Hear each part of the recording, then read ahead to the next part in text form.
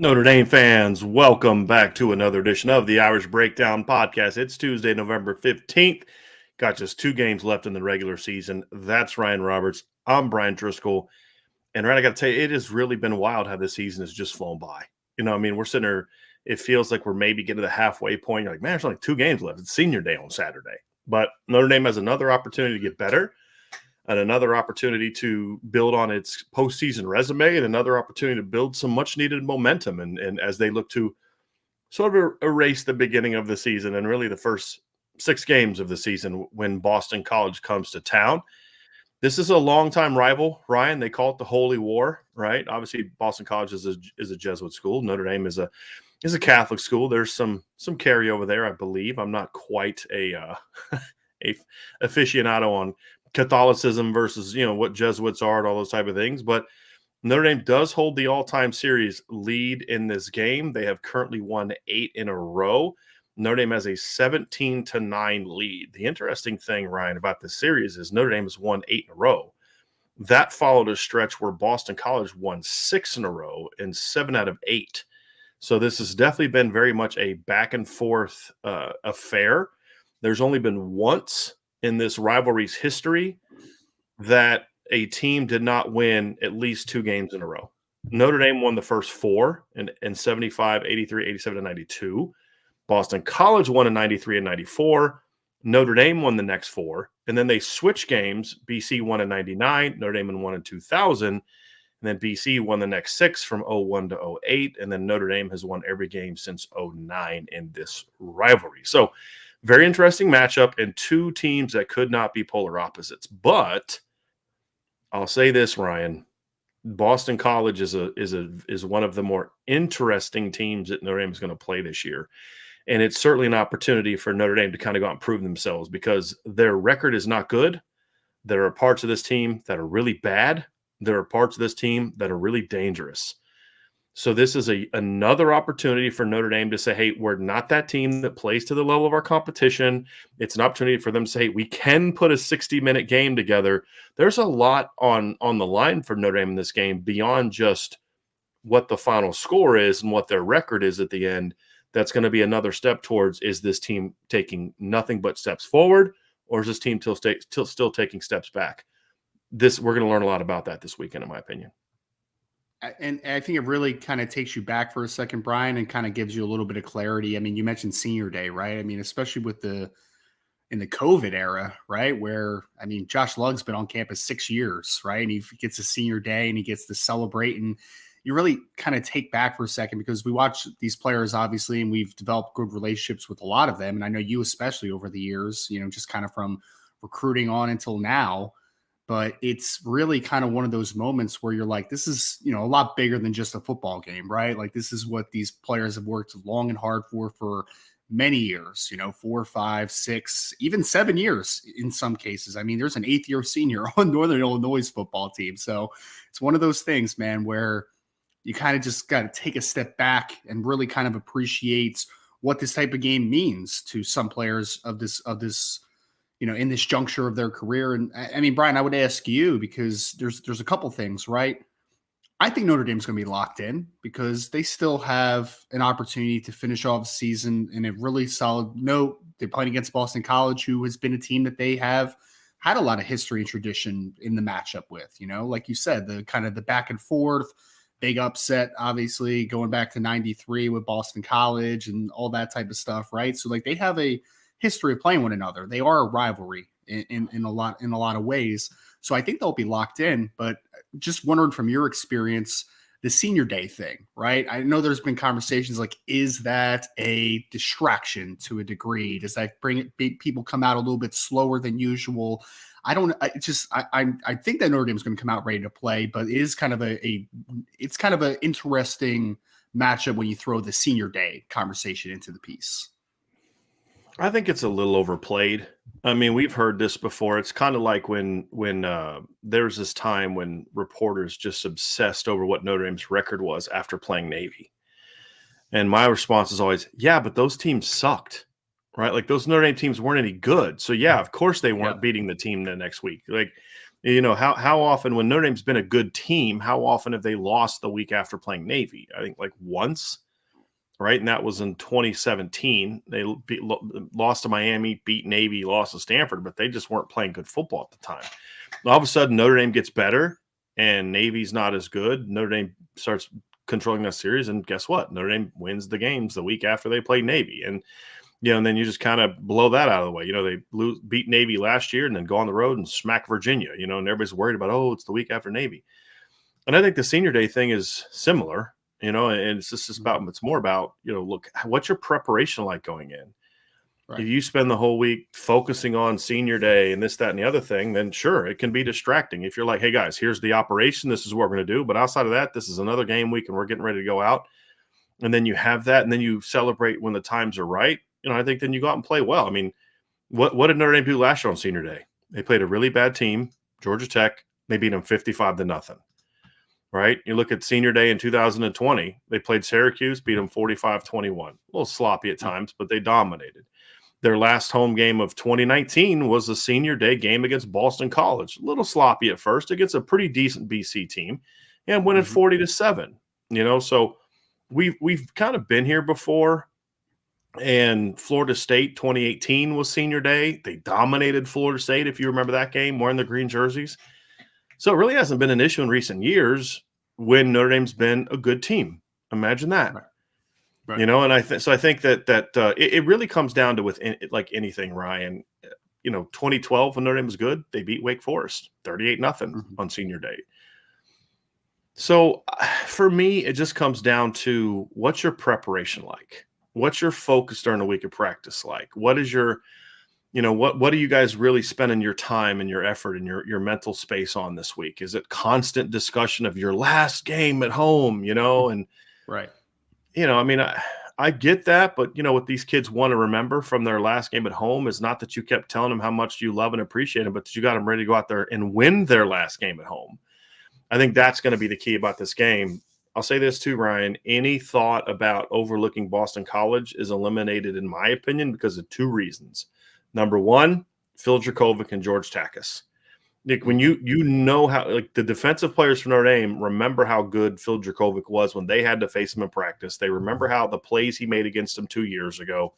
And they definitely remember George Takis for sure, who was a kid who was a very good football player for Notre Dame. As a blocker, was a kid we always heard about how the damage he would do in the pass game in practice. Well, yeah, he didn't catch any passes in games, but that's not what the defensive players remember. They remember what he did to them in practice. And then the other one is the win over NC State. I mean, if you're the Notre Dame coaches, you're like, thank you, Lord, for letting Boston College go on the road and beat the number 16 team in the country the week before they come to our place. Because you're like, hey, fellas, we're not number 16. That team was ranked ahead of us. They went there and they beat them.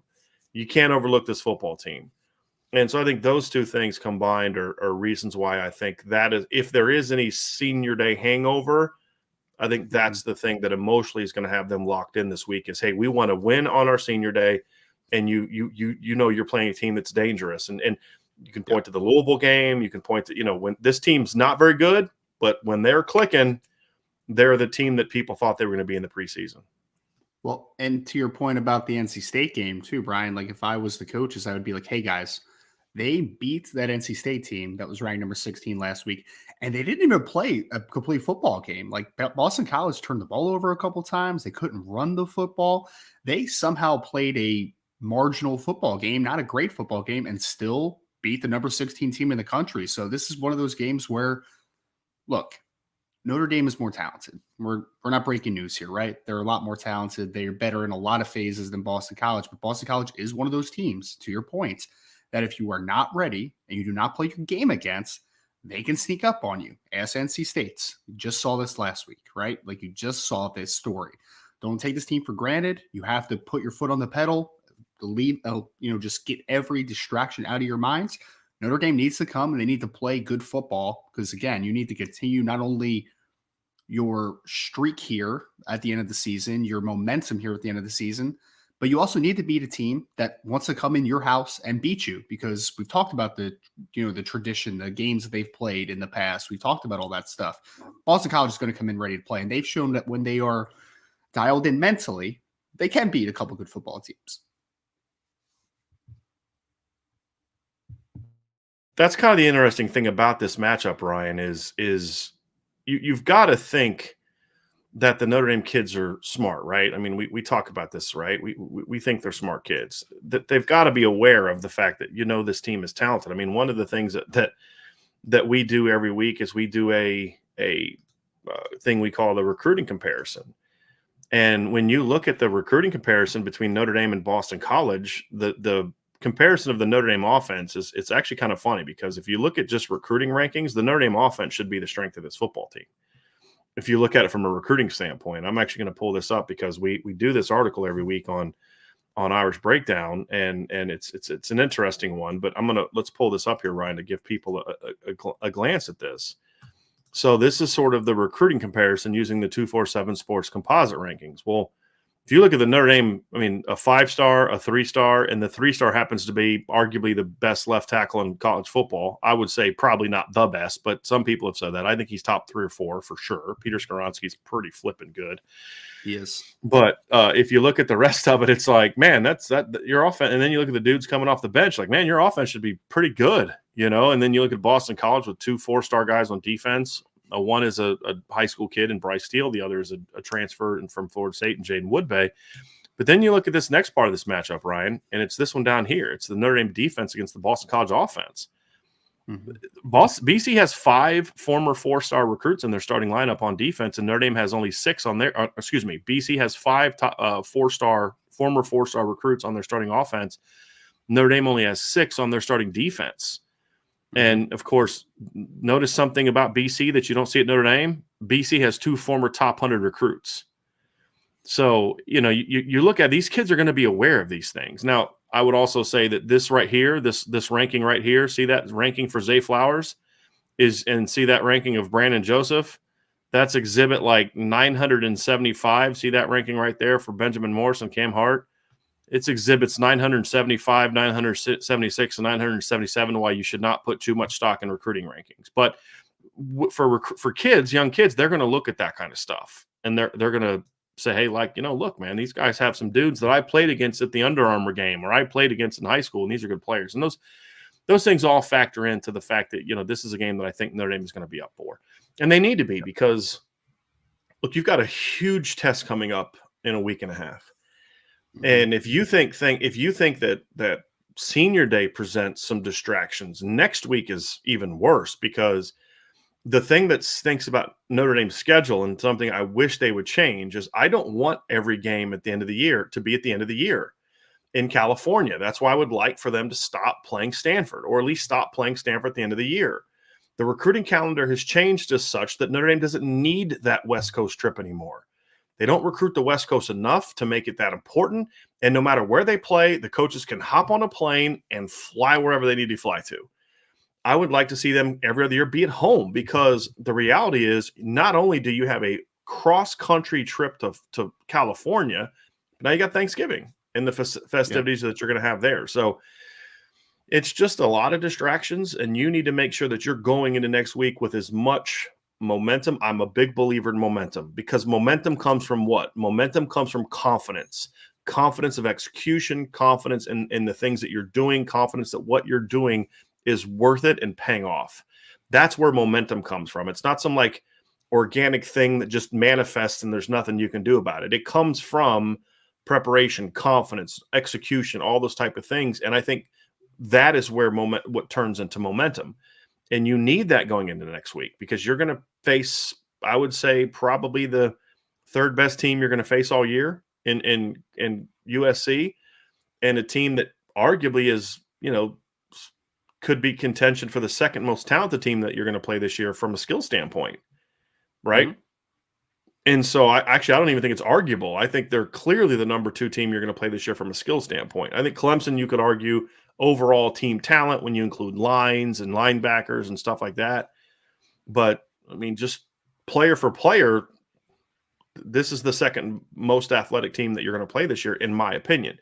You've got to get locked in and ready for that. And you can't have this doubt that is, what Coach Freeman mentioned after the game on Saturday.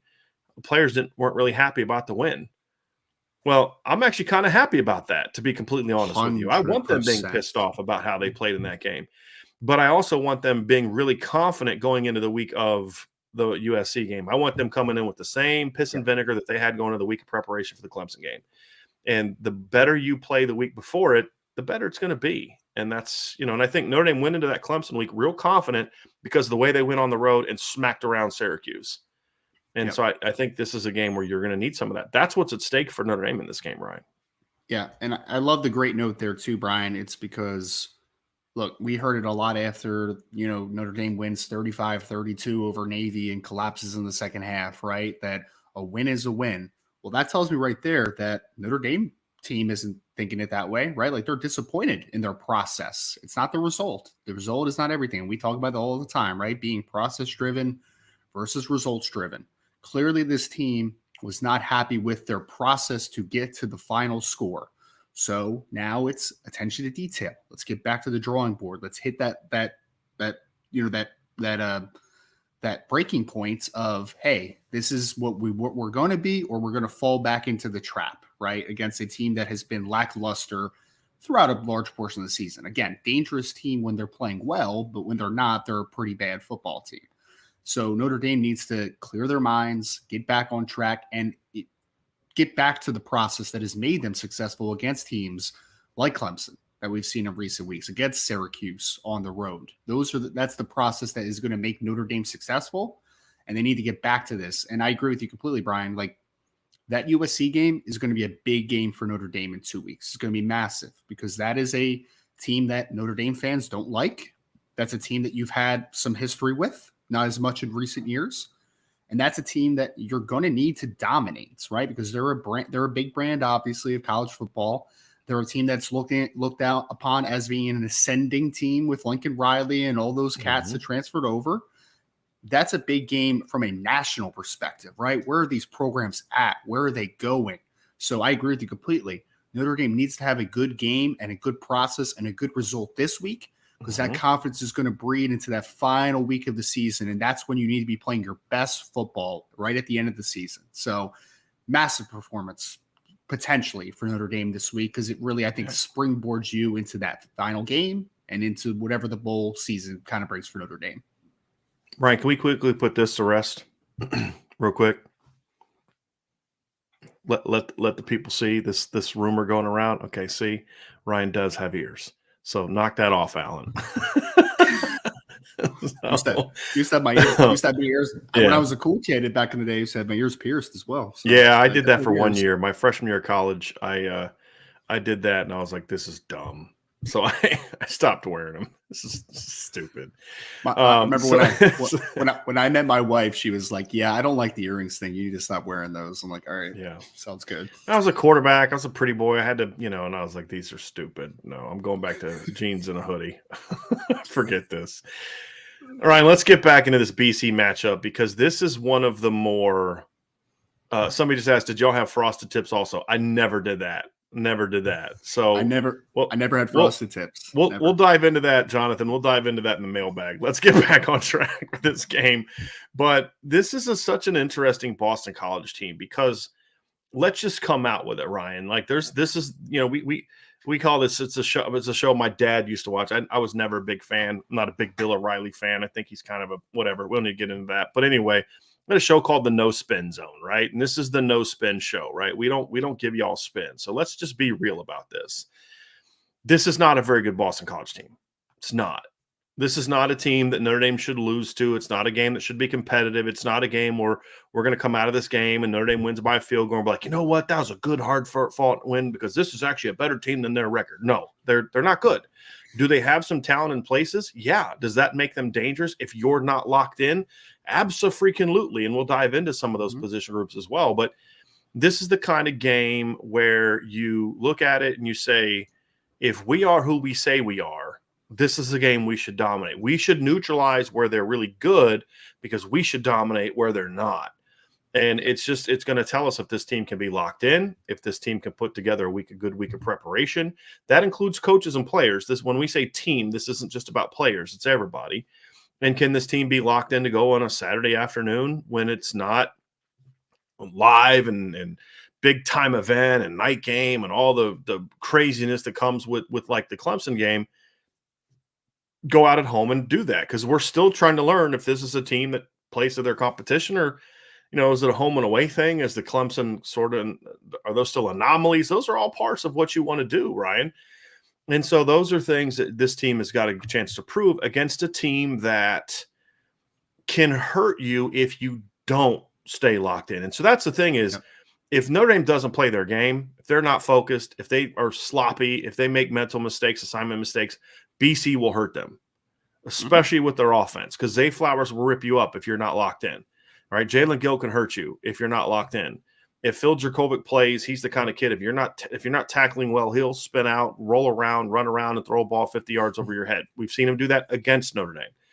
Yep. But he's also a quarterback that he does hold on to the ball longer. And if you're dominating the areas that you're going to dominate, Emmett Moorhead, I noticed last week, tends to hold on to the ball a little bit too long as well. That's a BC quarterback problem, not just a Phil Dracovic problem. Dennis Gruel had that problem last year. That if you're dominating where you should be able to dominate them.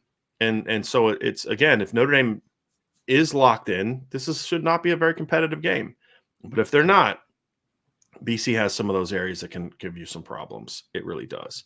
But overall, Ryan, the reality is they're just not good. You look, to a degree, I don't believe that you are what your record says you are. I don't necessarily believe that to the T, but for the most part, it's true.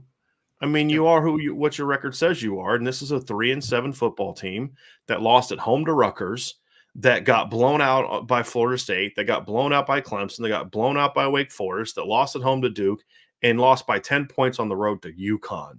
Their wins this year are over Maine, a 1-point win over Louisville at home, and then a 1-point win at NC State. So they have shown they can beat a good team if that good team doesn't play well. Right. And I'll be honest, I still have no clue how. I watched that NC State game, and I'm like, I have no clue how BC won that game. Like, NC State dominated so much of the game, but NC State was sloppy at times, turnover on downs inside the 5, not taking points because for whatever reason Dave Doran did that. All those type of things, man. It's a team that can bite you in the butt if you don't lock in, but it's also a team that's just simply put just not real good, Ryan. In a game you should dominate.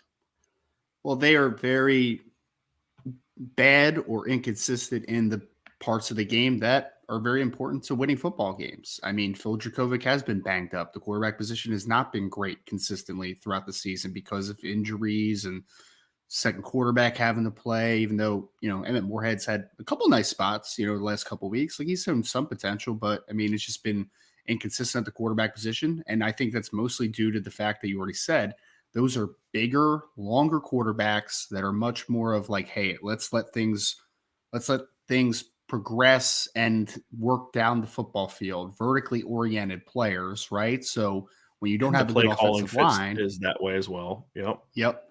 And when you don't have a good offensive line, that's a recipe for failure. It really is. And this offensive line, I mean, Brian, we were talking about it earlier today. I mean, this may be the worst offensive line in Power 5 football. It's very possible. It's ugly. We were talking about that before the show, Ryan. I really can't. I'd be curious if anybody in the chat can think of a team that you've watched this year that has a worse offensive line. And honestly, I'm confident in saying it's worse in Power 5. I think it's in the conversation for worst overall offensive line in all of college football. I mean, UNLV's got a better line than they do. Cal's got a better line than they do, and those are, off the top of my head, the 2 worst offensive lines I remember Notre Dame playing this year. Yeah, like they're awful, and it's not even a talent thing. Let's kind of back up these issues, Ryan, by just looking at the numbers, and I think this tells a lot of the story right here. Their offense is just awful, and when you talk about a team that's got Phil Dracovic, George Takis, Jalen Gill, Jaden Williams, and oh, by the way, Zay Flowers, who's an absolute stud. And then you look at these numbers, you're like, something's not right. And you're trying to figure out what exactly it is that's not right. And what it boils down to is it's the line. This is a team that ranks 11th in the ACC in points per game, 13th in points yards per game, tied for 13th in yards per play, which means they're tied for last in rushing yards, last in yards per rush. Little context on that rushing numbers, Ryan. That's not only last in the ACC, that's last in all of college football.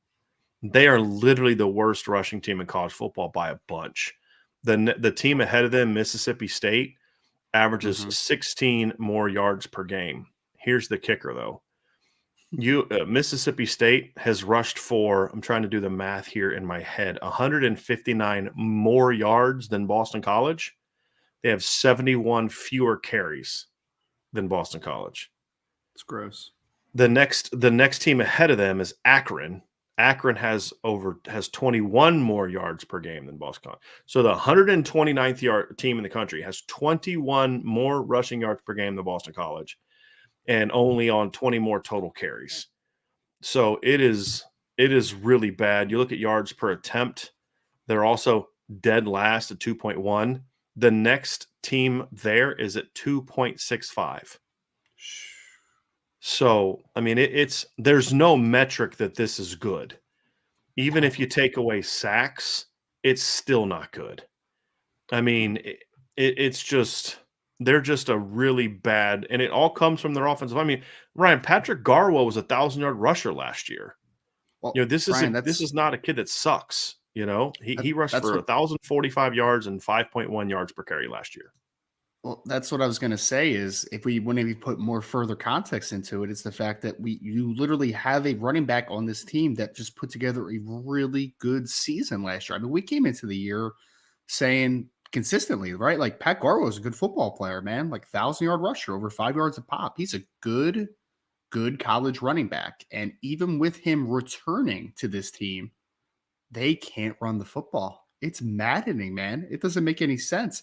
Even with the wide receivers that they have, because I mean, you can look at it like this, right? It's like, wow, Zay Flowers, Jalen Gill, all these dudes, right? Well, we can't put as much in the box as we would like, right? Because we can't, because you have that speed outside. But even with lighter boxes, they still can't run the football. It's wild how bad this offensive line is for Boston College. I've never seen anything like it. Ryan, I mean, you look at the total numbers, 321 yards per game. That's really bad. I mean, there's no metric that you can look at as the saving grace for this football team. I mean, it's problematic, and and it all comes down to the offensive line, because the conversation you and I were having before the show was, and I'll just kind of give everybody like a peek into the curtain as like how we look at it, and I'd love y'all's feedback too, is you say, BC at worst is in the top 5 of the ACC in skill talent if you look at quarterback, receivers, and tight ends. And I would argue they're closer to being in the conversation for the top 3. If you just talk about talent, obviously, I think North Carolina is at the top. I mean, with Drake May, Josh Downs, love Zay Flowers, but Josh Downs can match him as a player, I would argue, production-wise. But then the next couple kids at North Carolina, I think, are better than Jalen Gill and Jaden Williams. The tight ends, George Takis is, to me, better than the kids that North Carolina has, but North Carolina has 3 kids at tight end that are really good. And, of course, Drake May is right now playing as well as any quarterback in college football. Yep. After that, okay, Wake Forest has got some good talent there, right? I mean, they've got a really good receiving core. Florida State's in the conversation. I would take BC's skill players over Clemson's. Again, we're not talking running back. We're talking quarterback, receiver, tight end. We're talking pass game skill mostly. I would take BC's kids over Clemson's. I would take them over Pitt's. I mean, we were kind of going through the conference, Ryan, especially with I love Malik Cunningham, but I'd take him over them. I'd take him over Duke. I'd take him over Louisville. I'd take him over Syracuse. I'd take him over NC State. I'd take him over Miami. I'd take him over Virginia Tech. I'd take him over Georgia Tech. And the only other team that might be in the conversation that stinks this year is Virginia, if you just look at the skill players. But I've never been as high on Brendan Armstrong as other people. So I'd take Phil Dracovic and Emmett Moorhead over the 2 quarterbacks at Virginia. And that's what it comes down to. I mean, so you're talking about one of the 3 best skill groups in the conference, and that's their numbers because their offensive line is just abysmal. I mean, the number of just like you watch Phil Dracovic the first 5-6 games, right, and he's just getting killed. I mean, like you saw, and it was the opener. It was the Rutgers game on. It's just like he's hitting the top of his drops, and there's 2 guys hitting him. It's just like, goodness gracious. And we saw that happen to Emmett Moorhead last week. And, they've both been able to put together a game here, a game there. Emmett Mhm. Moorhead's coming off of back-to-back 300-yard performances. Phil Jurkovic's performance against Louisville this year was one of the best I've seen of any quarterback in college football. I mean, went 18 of 21 for 304 yards and 3 touchdowns. But then you're looking at a kid that rushed for over 1,000 yards twice in his high school career, was an all-state basketball player, has minus 43 rushing yards this year. Phil Yep. Jurkovic. I mean, it really is just the Achilles heel to this team. And that's on Jeff Hafley, to be honest with you, because this has been a problem for them throughout his tenure, because they were pretty decent on the O-line last year, but they were abysmal in 2020, and they're even worse in 2022. It's like, you've got to be able to see this. And even if Christian Mahogany's not hurt, it doesn't change much. It really doesn't. He's better, but they're still overall not very good. And it's one of the many disappointing aspects of Jeff Hafley's tenure at Boston College is what they've been able to the inability of one of the best producers of offensive lines in college football the last previous 20 years can't produce all good offensive lines. It's wild, man. I mean, Brian, the craziest part too is, I mean, because you could think of historically, right? Like you could think of Anthony Costanzo and the Lindstrom brothers, and they've done a really good job offensive line wise. Gosler Cherilus back in the day, like they've had some dudes that have come out of Boston College. But even just last year, I mean, Boston College had one of the best offensive lines in college football last year with Zion Johnson and Ben Petrula and Alec Lindstrom, and it was a good offensive line for college football terms. And the drop off, and the worst part is that because Mahogany is a really good football player, he was going to be a all ACC performer, whatever. He was a really good player, but outside of him, there's not a ton of talent either out there, Brian. It's not like it's all just super young and it still needs the process. Like there's a couple kids on the offensive line that may have Drew some Kendall's promise. the only Drew exception Kendall. to that. And Right. you and I talked about that beforehand, Ryan. And the thing about Drew Kendall, though, is he's a year ahead of schedule of when he should not, and not by because he's that good. It's because they have to play him. I mean, he came in as like a 260-pound kid. He's only listed now. What did you say, Ryan? It was like 283. 283. Yeah. He's a kid that in the past is a redshirt freshman that BC's looking at saying, boy, I can't wait till this kid gets in the lineup next year. Right. Because he's really good. Get him one more year in the weight room. But they're not only thrusting him into the offensive line and starting offensive line, but he's their best offensive lineman. That's a problem. That's a problem. And somebody said in the chat that Colorado's line might be worse. It's not. I've watched Colorado play a couple times this year. They're not. Here's the difference between Colorado and BC. Colorado doesn't have talent anywhere on offense, really. BC does. And so, BC averages more points, but that's due to talent. But if you look at the rushing numbers, Ryan, I mean, BC is almost doubled up by Colorado. I mean, BC's averaging 61 rushing yards a game. Colorado's over 115. Again, that's almost doubling them up. They're at 3.5 yards per rush, which is not good. That's, again, over almost a yard and a half better than them. And the same thing with sacks too. I mean, Colorado gives up a lot of sacks. I think Colorado right now, let's see here. Colorado ranks 62nd in the country. They've given up 620 sacks to a game, 62nd, not good. Boston College, 126th. They've given up 39 sacks. It's almost double. So, yeah, Colorado's offensive line stinks. I've watched them play. They're a lot better than Boston College, and that's not a compliment. That's not a compliment at all to Colorado. It's just how bad Boston College has been this year. They're really bad. It's sad too, because you want to see teams. You want to see teams, Ryan, that I don't know. I mean, call me crazy. I want to see teams. I want to see good teams. I want to see good football. Right? That's my thing. I want to see good football. I want to see a team, like Boston College, be competitive. I want to be reminded of the great games they've played in the past, because the reality is, Ryan, is because when they win, I want to kind of enjoy it a little bit more. It's kind of like it's almost like hard to enjoy beating them because of how bad they are, and of course it's bad for the ACC as well. No, it's really bad. It's really because they for a long time, Brian, Boston College was just looked at as that team that are they an elite football team? No, but they're just a consistently good football team, right? Like you can't have a week off against them. Like you think back to like the Matt Ryan era and even more recently, and they were always a good product on the field. And over the last few years, it just has not been the same. And you look at these defensive numbers, and I'm like, Jeff Hafley, man, like I thought he was a defensive guy, right? And he's got, a lot of, he is a good, really good, smart football guy, but for whatever reason, just has not worked out as a head coach. Some guys are just good coordinators, not good head coaches. Maybe that's the issue that's sitting here, but because, we talked about it before the show, and I maintain this, is that there are several players on BC's team right now that if you told me, hey, Notre Dame could have that guy, I'd be like, Zay Flowers, come on over here, buddy. Yeah.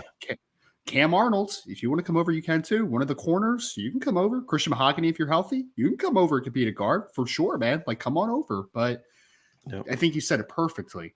It's across the board, though.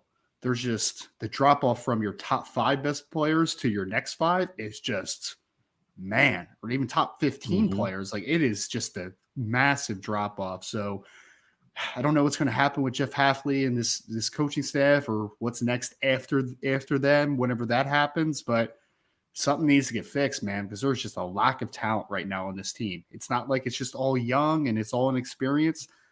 There's always going to be some parts of your team that are like that. But I just watched this offensive line, that both tackles, both guards, and I'm just like, these kids are super talented, man. Like, there's just not a ton of talent here right now, which is just troubling. It's a little bit troubling right now.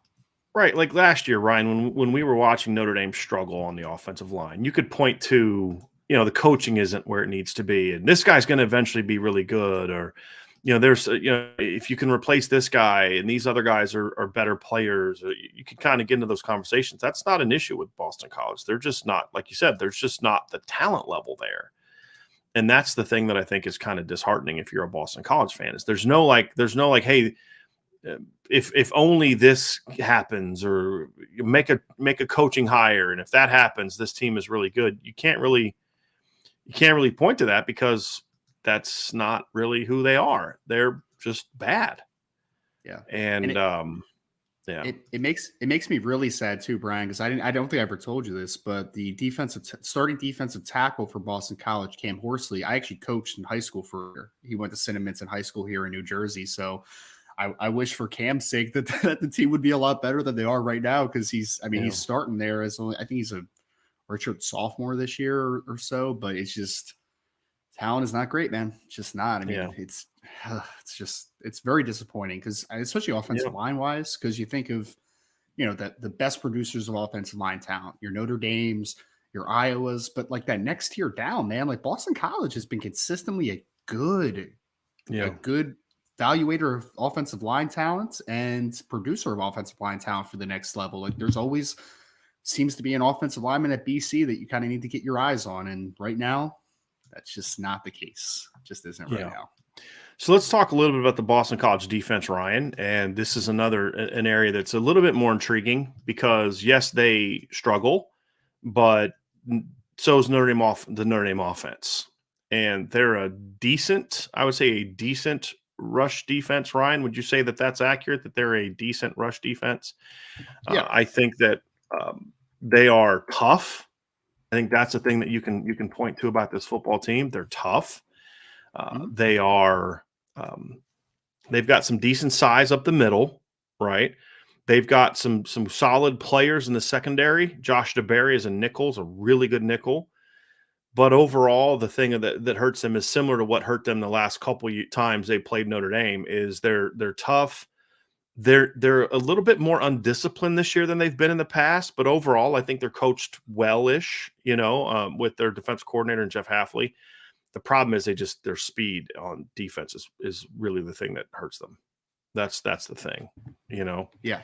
So that's going to be the interesting part of when you look at this matchup. That's going to be interesting.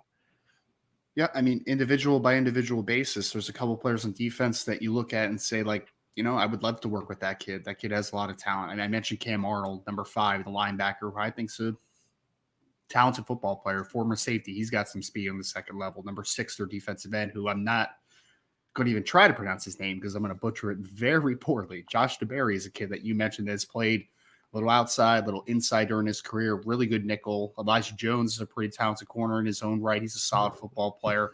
But from a team speed perspective, I agree. It's not where you want it to be.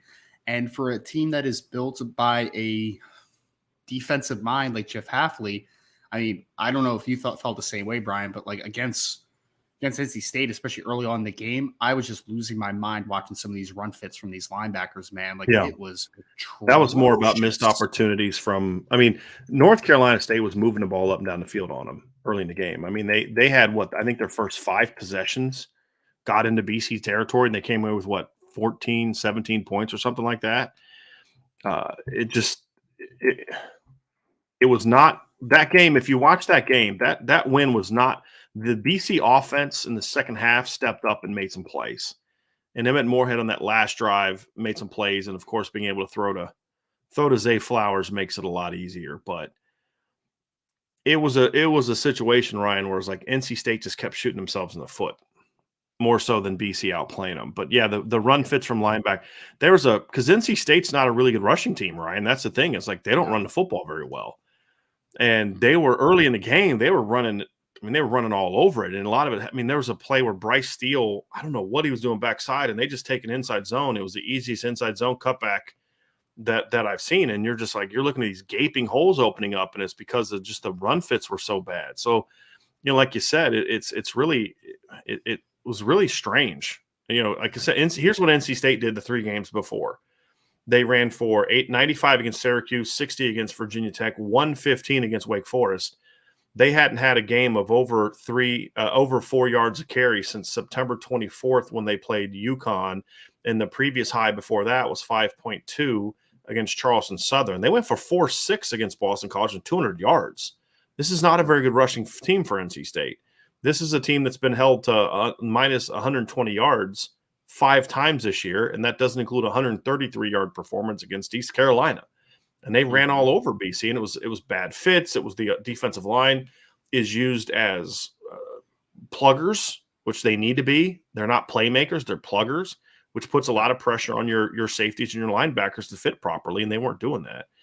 And it proved costly for them in that game. There's no doubt. And it was just like, I mean, run fits inside, like with Vinny DePalma and the linebackers, it's super inconsistent. Because I would argue that linebacker wise, they have some talent on that team. I mean, I mentioned Cam Arnold, you mentioned Bryce Steele. Like they have some talent in the linebacker group. It's just, I'm sorry. The issue with Bryce Steele is he's a talented. I liked him coming to high school. He put way too much weight on too fast. They put way too much weight on him too fast, and it's just really slowed him down laterally. And that's the thing that I think has hurt him. But yes, they're not terrible players at linebacker. There's some talent, but it's just the fits are super inconsistent. I mean, there was one play early on in that game, Brian. I forget if it was the first or the second drive, but they ran just like a little, I think it was inside zone, but it just bounced because the defensive end just completely got washed down, bounces outside, and like, okay, man, you attacked the mesh, but then there was nobody at home working in the alley. And you're just like, somebody was fitting wrong in that play, right? Whether it was the defensive end taking the wrong assignment there, or if there was a nickel or safety that just did not fill the alley correctly. But it's just there's a complementary feel on the defensive side of the football for how to fit properly, right? Like if you're not in the right spot, then that leaves somebody else out to dry. I felt like in that game, I mean, I was just maddeningly just like kind of hitting my head, like why is he fitting that gap? Why is that guy chasing that play down and leaving the backside exposed? It's just maddeningly inconsistent from a fit perspective on this defense right now. So when you look at Boston College defensively, the numbers are better than offense, but not a lot. And you know, their pass defense has been good total yards wise, but that's misleading, because if you look at the other particulars of their pass defense, it's not good. I mean, what they've been able to do is a couple times, Ryan, they've kind of been able to benefit by playing teams that aren't very good, if we're going to be honest with you, or teams that aren't running the football very well, or in some instances, teams ran the ball effectively on them and didn't need to throw. But you know, their pass defense is okay. When they've played good passing teams, they've gotten ripped up pretty good. Jordan Travis threw for 350 on them. Wake Forest threw for 313 on them. So they haven't played a lot of good passing teams. Clemson threw for 220 on them, and Clemson and 3 touchdowns. That's not a very good pass attack. So when you look at it, I mean, Maine threw for 289, but Virginia Tech can't throw the ball. Rutgers can't throw the ball. UConn doesn't throw the ball. They did a nice job against Duke. That's the one game where I'll say I thought their pass defense played well. It was against Riley Leonard and Duke. And but they still gave up points and those type of things. So it's just a team that we could spend all day talking about how bad they are, Ryan, but it's just not a very good football team. And so when you're Notre Dame, here's the dilemma. You look at it from a coaching standpoint. Your players are going to look that they beat NC State. They're going to look that they beat Louisville. They're going to look at the high-ranked kids, but then these kids are going to watch the film and they're going to like, yeah, they're not very good. So you got to figure out a way as a coaching staff to keep them focused and locked in on the process of what you're trying to accomplish going into this game, because it's going to be hard to motivate them. It's going to be easy to motivate them early in the week. It's going to be harder to motivate them as they go during the week as they do more and more film prep. And then you hope that it's easy to motivate them on Saturday because you've got game, it's the last home game of the year. It's senior day. Let's go out. Let's play our butts off and send these kids out winners. And the one optimistic thing I have is Marcus Freeman had a very let's win one for the veterans attitude going into Oklahoma State. And that team came out of the gate on fire against Oklahoma State. Yep. And BC's not a team that's going to come back on Notre Dame the way Oklahoma State did. They're just not. Or Navy did, because they're not a triple option team. So we've seen him play the whole let's win one for the Gipper type of thing before when you look at the veterans, and his team came out, played hard. Can he recreate that magic, or was that sort of a one-time thing for a coach taking over and the kids were excited about it? We're going to find out. We're going to find out on Saturday. And we'll break down the particular of the matchups. We'll do tomorrow. We'll look at the statistical matchup more in depth. We'll talk about some of the individual matchups. We'll talk more about the areas where BC is dangerous. We started to kind of dive into, just to give you a little taste today. We look at the receiving core, especially, and kind of look at where they are. We'll do keys to victory on Thursday. So Ryan will not be here tomorrow, but Ryan will be here on Thursday. So we'll do some of that conversation tomorrow. Then, of course, Friday we'll have predictions. We have multiple shows today. We have, obviously, an IB Nation Sports Talk show at 6 o'clock. I believe it's going to be Jesse and Sean tonight. And then at 9:30 tonight, okay, the college football playoff rankings is later tonight. So it's at 9 o'clock, and it could start a little bit later because, they always do like basketball games till 9 o'clock, and then the game runs over and they call a million timeouts in the last 30 seconds of the game. And so the last minute of the game lasts as long as the first 19 minutes of the second half. So be prepared for that. But we'll go live around 9:30 and discuss the rankings. Well, actually, we will go live at 9:30. And what we'll do is if they just started the rankings, we'll kind of talk about where Notre Dame is and then just discuss them as the rankings come out. We'll discuss the rest of the rankings as they come out. So we'll have that tonight at 9:30 as well. And it'll be fun. It'll be fun. So we've got a lot planned for this week, Ryan. That's going to do it for this portion of the show. We're going to have a mailbag coming up next, so don't go anywhere. But before we jump into the mailbag, everybody, hit that like button, hit that subscribe button, hit the notification bell, share this podcast, sign up for the boards at boards.irishbreakdown.com. And I'm not going to lie to you, Ryan, I got a confession to make. During the show, I made a purchase of Built Bars during the show. I'm not going to lie to you, because for those who like Built Bar, I went on last week. They were not there. I went back this week. Cookie dough is back, and the brownie batter puffs are back. So I just made my bank account just got depleted a little bit because I just did my winter order of the Built Bars. So you'll definitely check those out. But here's the cool thing. I entered in promo code Irish Breakdown, all one word, and lo and behold, I got 10% off my entire purchase. Imagine that, Ryan. So that made the hit to my account a little less damaging. So I know you like Built Bars, but as soon as I saw cookie dough was back, I was like, okay, this is happening. Sorry. We got to do this. We got to do this. So definitely check out Built Bar. And again, there's a link below in the description bar if you're listening via YouTube. And if you are not, and you go to Built Bar's website, you do your order. When you check out, it'll say apply promo here. Type in Irish Breakdown, one word, all caps, and you will get 10% off your entire purchase.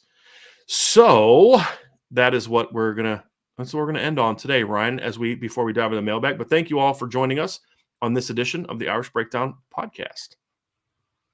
So let's dive into the mailbag, Ryan, because we had some things to discuss.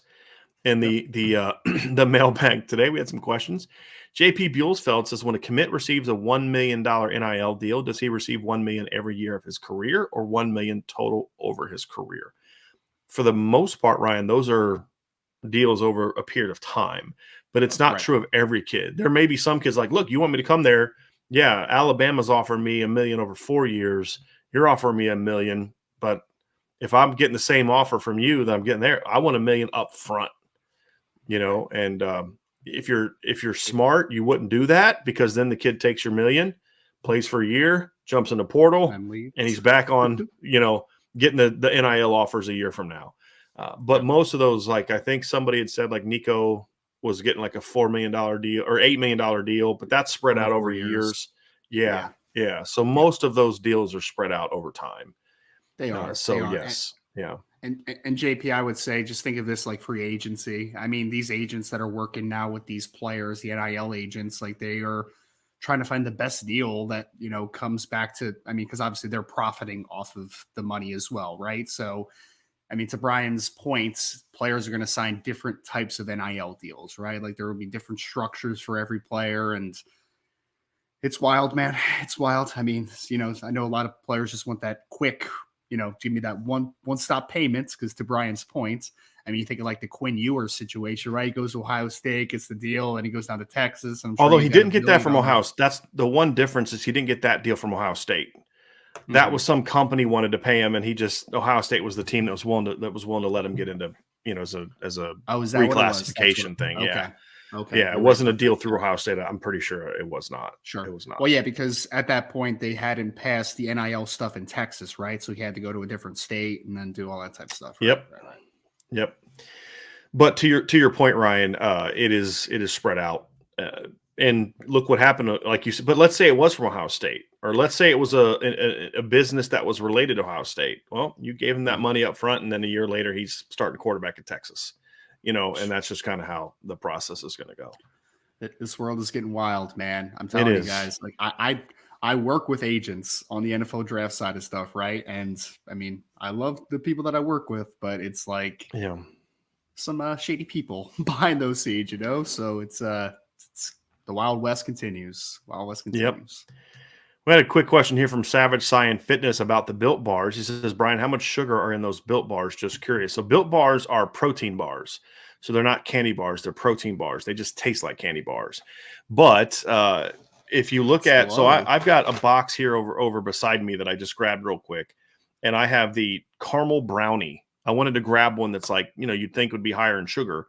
And each bar is 4 grams of sugar, which is not a small amount, but it's not crazy by any stretch of the imagination when you consider, like, Not at compared to all. other things. So And it's they like are, yeah. if I remember correctly, Built Bars are what, like 13 grams of protein as well, comparative Yes. to that 4 grams of This sugar, one, it something like that. depends. This one, for Yeah, example, the caramel brownie one is 17 grams of protein that's and 4 grams of net carbs. yeah. So yeah, And, it's and definitely not to good. not to try to sell it too much, guys, but like I used to eat the peanut butter brownies all the time. I haven't had one in probably in a couple months, but they are really good, man. Yeah. Like it really does taste like a candy They bar. taste It's like, wild how yes, good they they are. really do. They really Yeah. do.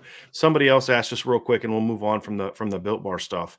But Yep. Karen likes the Built Bars. She's definitely ordered them before. They're very, very good. D Troll Hunter says, Brian, how many flavors do they have? It depends. I mean, they don't have all the flavors available all the time. The brownie, and this is why I just tell people the brownie ones they have now, the reason I ordered them immediately is because, or the cookie dough ones that they have now, I didn't, I mean, they go quick. And then it's kind of like a while supplies lasting. So like when I was on there a week ago, they didn't have the cookie dough on there. One of the regulars I get is cherry barcia and coconut almond. Those are normally always available. The peanut butter brownies there, that's normally available. But the new ones that are out right now, Ryan, is they have coconut brownie is a new one that's out right now, cookie dough, and then candy cane brownie, which is not really my cup of tea because I'm not a really Ooh, big candy cane guy. I could do But that. yeah, but some people really are. And they also have candy cane brownie puff. They have brownie batter, which I love the brownie batter. Coconut marshmallow and the churro are the puffs that they have available. There's another one, I think banana pudding is one that I really like. That's a good puff, very much so. So Well, I'm a they're big I'm a Built big Bar, fan. Built Bar are very smart marketers, man, because they make a lot of those Yeah. bars that are only limited time available. So Right. you Like have they to, do like this pumpkin one that's only yeah, available like around, the fall. And then but then people like me see, oh, cookie dough's available. Let me buy 4 boxes. So that way dresses for the I have names, my man. stash for the next several months. Exactly. So yeah, it's smart, but they're very good. And as we've told you, like, I mean, there's advertisements on our podcast that, that's just who Blue Wire puts on there. We don't really have a partnership with them, but we always try when we do partnerships ourselves with companies, it's companies we actually like their product and have tried their product. And we go from there. So like I've turned down offers from like Manscaped and some other places because I don't particularly care much for Manscaped, to be honest with you. And so we'll always try to be straight with you. So when we tell you we like Built Bars, we're being straight with you. They're very, very good, which is why we partner with them. And yeah, it's good stuff. So I would love to hear you do a Manscaped ad though. That'd be pretty funny. Live ad yeah, one. I did once. I did one. Did you? So it was not for like, it wasn't like Manscaped has reached out to us directly about doing stuff with them. And I said, Yeah. no. They did a thing where we had to do an ad read for Blue Wire. Mhm. And they sent me the ad read. It's like, I'm not reading this. Like, there's no way in heck I'm reading this. This is absurd. And I was like, this is a pornographic ad read. I'm talking about my private, like, this is stupid. So I let them know I'm not reading this. And if you want me to read it, you need to let me change it. And so they let me change it. And there was still some stuff in there I didn't feel comfortable with. And I did the ad read. And after I did, I was like, I'm not doing Manscaped again. And that's the thing I like about Blue Wire is they're like, hey, look, there's plenty of other people out there. Like, we're not going to, or if you want to do Manscaped, then you guys do the ad read. I'm not doing it because I don't really want it on my show. So they work with us on that. But yeah, that was a very uncomfortable ad read, Ryan. I'm not going to lie to you. It was a very uncomfortable ad read. I remember I had to do one of those in the past, and I was just like, I feel dirty after reading this. Yes. I don't like it. Yes, exactly. Exactly. Oh my goodness. Anyway. All right, let's get back to some more football questions here. As much as I love talking about Built Bars, we haven't done that in a while, so let's get back to that. Here's a question from the history expert. I love that name, by the way. I got a picture of one of a Crusader on his avatar, so I'm digging that. Off topic, but I'm excited about Minchie. Was never sold on Novasad. Minchie was always the one I wanted after Dante left. Ryan, you were in the same boat. We both were, but even more so. Like, I saw the potential in Novasad. I didn't necessarily. I mean, we both preferred Minchie, but you really liked Minchie over Novasad when we first started talking about those two guys as well. I would say this too, Brian. Like comparing the junior film of Novasad and Minchie, I preferred Minchie because he's more my style, and I'll be very honest about that. Right? Like Novasad's a nice. Like think of Jared Goff stylistically, right? Like he's a good pocket passer. He's got a pretty quick release for as tall as he is. He's accurate. He's on time. Like it's all good stuff, man. Like there's nothing against Austin Novasad. He's a talented kid. But Kenny Minchie's more of that RPO playmaker, quick release. Like there's a lot of great stuff in the junior film. I'll say this, folks. I know that Minchie didn't play a ton this season because of an injury. But when he played, I mean, Brian, we were talking about it this morning, man. His senior film is bananas, folks. Like I'll say this: junior film, I liked him. Senior film, I love him. He's very good. And the really cool thing, too, to this point, Brian, is that I think stylistically, he plays a lot like Dante Moore. Like I think there's a comparison there. Dante's still a little bit of a higher caliber player, in my opinion, but Minchie plays similarly to how Dante plays, in my opinion, which is interesting. I really like how it ended up here with how bleak it looked from quarterback recruiting perspective. I think getting Kenny Minchie is a massive deal. If they're able to get him, right? Like 2 weeks ago, we're like, you and I are talking like, dude, I don't think they're going to get a quarterback. And if they do, it's going to be some kid that just is like, he's just a body, just occupying a space. It was not good. It was not good. Here's the thing. When you were texting me today about Minchie, it was almost like you were texting me with a similar tone to how you do when you first watch a kid that you've never seen before. It's like Ryan will watch film of a kid and he'll start texting me his thoughts and different aspects of it. And then he's talking to me about this kid. And I'm like, you've seen him before, right? But that's how the senior film was, right? Like we did a show on this, right? But like that, my point is that's how excited Ryan was about seeing the jump. It was almost like seeing a different guy. For me, the difference from junior film to senior film was his arm just got a tad stronger. And he's a Yes. little sturdier. I thought, I mean, I loved his junior film. I really loved Hmm. his junior film I because like the the thing I junior film like about too. him, his anticipation is excellent. And Yes. you can just, he's got a great mental feel for the game. I mean, his arm is good.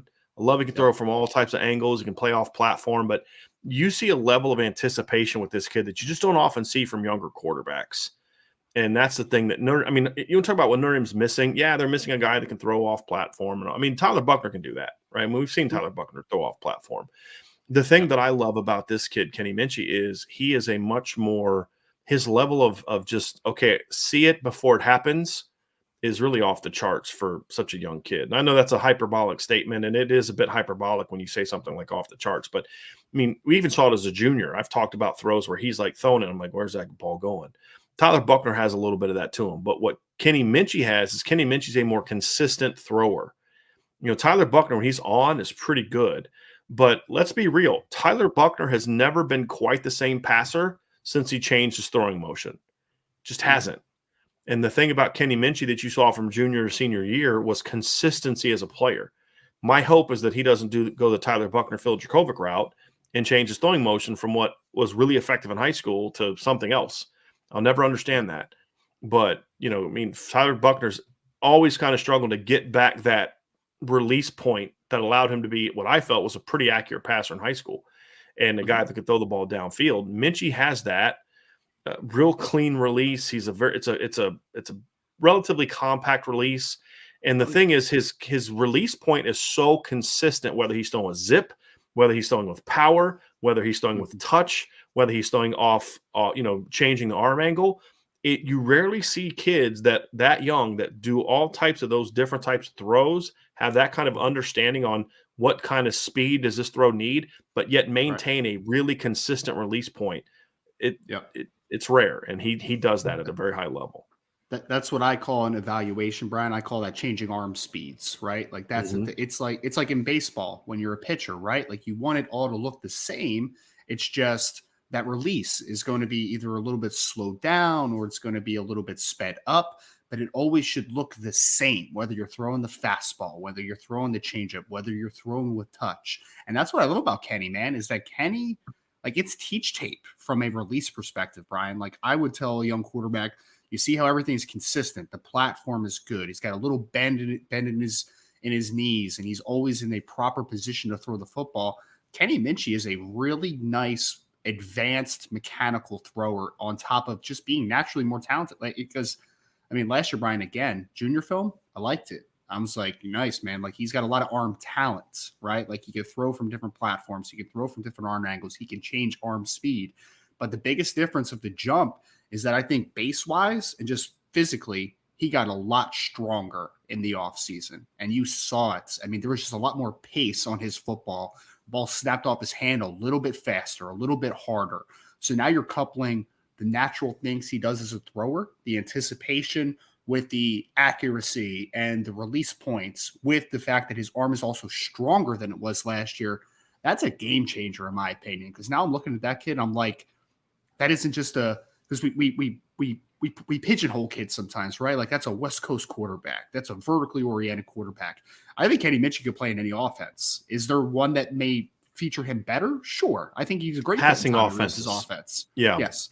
I think Yeah. he's a great fit in what Tommy Reese wants to do offensively, but he is developed into a passer this year, although in a smaller sample size, where I look at him and say, no matter what system he goes to, no matter who the OC is, no matter who the Mhm. head coach is, no matter what the philosophy is, he can do it. So that's Yeah. why I'm excited about Minchie. Well, and if they land him too, I kind of feel the same way about CJ Carr. Like I feel CJ Carr fits really well with what Tommy Reese likes to do, but CJ Carr and Kenny Minchie are also kids who could thrive in the Clemson offense, running Yes. RPOs and quick throws and using their legs to make plays and things like that. Those are two pretty different offenses. Yep. And like we've talked about with DJ, I don't think DJ fits that offense at all. He has No. got to fit into a specific type of offense. And to your point, I think I mean, the only kind of offense I wouldn't put him in is the one where it's like pure runner. Like that's not, like I wouldn't run him Gus Malzahn's Auburn offense back in the day. Like he can run, but he's more of a runner as a passer. He's more, if you want to use an NFL example, he's more Pat Mahomes than Josh Allen. Yes. athletically, in that he's going to use his athleticism to move around and buy time in the pocket. And if you see room, he'll take off and hurt you with his legs, but it's just not what he's going to do all the time. Where Josh Right. Allen for times is like the leading rusher for Buffalo. Yes. And so it's just again, he's not in the same category as those guys. I'm not saying he's a future top 10 pick. I'm just making a point, of comparing two well-known players and how he fits. His athleticism is best featured as an extender, as a passer. Right. And that's the other Right. thing too, Brian, is I felt like on senior film more than junior film, I saw more instances of him throwing on the run and and he was throwing some dimes on the run as a senior in only 4 games, man. Like there's a lot to be excited about with Kenny Minchey, man. There is. It really is. It really is. Well, one of the questions we got too, Ryan, was we got a question down here. I want to pull it up from down here from Seek and Destroy. Oh, that's really interesting. Seek and Destroy. That's really, really well done there. It says, with Minchey and Carr committed, do you feel confident about the future QB room? So real quick, Kenny Minchey is not committed to Notre Dame, right? Yeah. He's going to visit this weekend. We like where Notre Dame stands coming into that visit. We think they could seal the deal, but he is not committed to Notre Dame. I want to make sure that we're clear about that. Yes. There's still a little bit of work to be done. Having said that, Ryan, I want to speak to the question this way. If Notre Dame gets CJ Carr and Kenny Minchey, so let's just work with that assumption so that we can give respect to the question. How do you feel about the future of the quarterback room? I'm going to tell you, it's as confident as I've been in it since 2015, when they had Malik Zaire, Deshaun Kaiser, Brandon Wimbush in that room.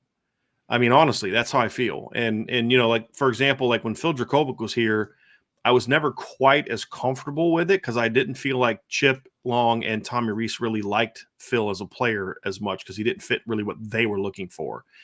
Phil's a street ball, he's a street ball guy, right? Ryan, he's like, you got to give some freedom over to him to just kind of go play street ball. And that's not really what the Notre Dame coaches want to do. They want to have control and it be structured. And then, your street ball aspects are fine if they come within the structure of what we're trying to do overall. And Kenny Minchey is more that than he is what Phil was. And so you just were never confident. Like I've said this before, people said if Phil Dracovic would have stayed, would Notre Dame have been better? I'm saying, I don't know, because I don't think Notre Dame would have known how to use Phil the same way.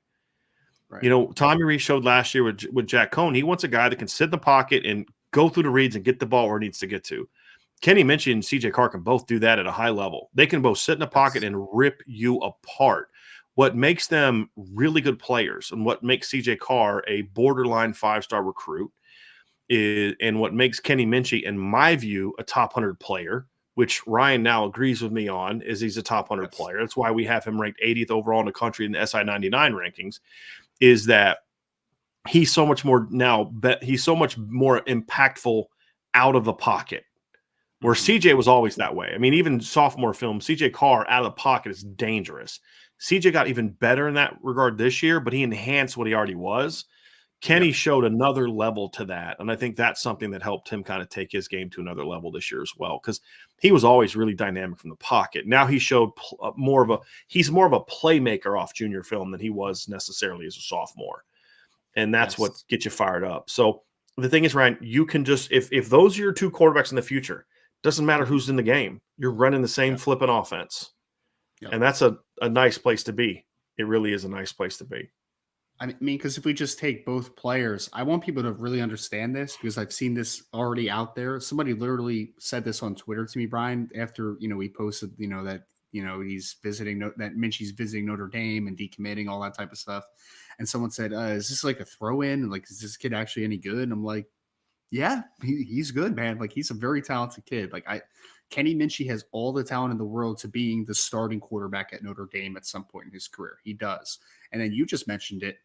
You want to talk about a jump that Minchey made from junior year to senior year? CJ Carr just had a huge jump from sophomore to junior year. Another kid that I really liked his sophomore film. I did, that.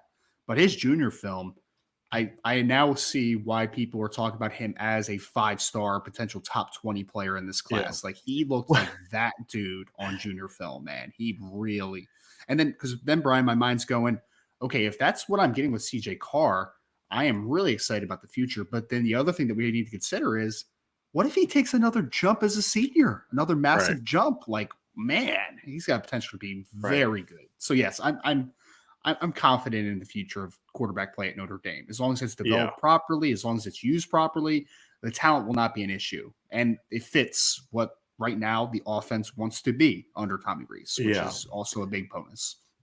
Well, it's funny is I have found out, and I didn't know this until people were telling me this the other day, but apparently there's some analysts that are down on CJ Carr's junior film. And I'm like, yeah, because he had a couple Also, bad games, and he did. sure, But sure. it's like, yeah, you're probably overthinking this a little bit, right? I mean, Ball I don't was really care. popping out of his hand, man, Right. popping out of his Right. hand.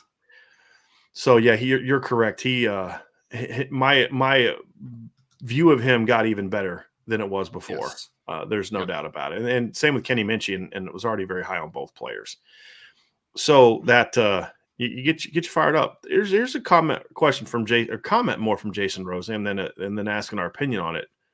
Speaking of quarterbacks, hey guys, I'm not sure Buckner fits Reese's system. To me, Buckner needs a system that utilizes the zone read and spread out street ball style. Thoughts? I think Buckner can be a drop back quarterback.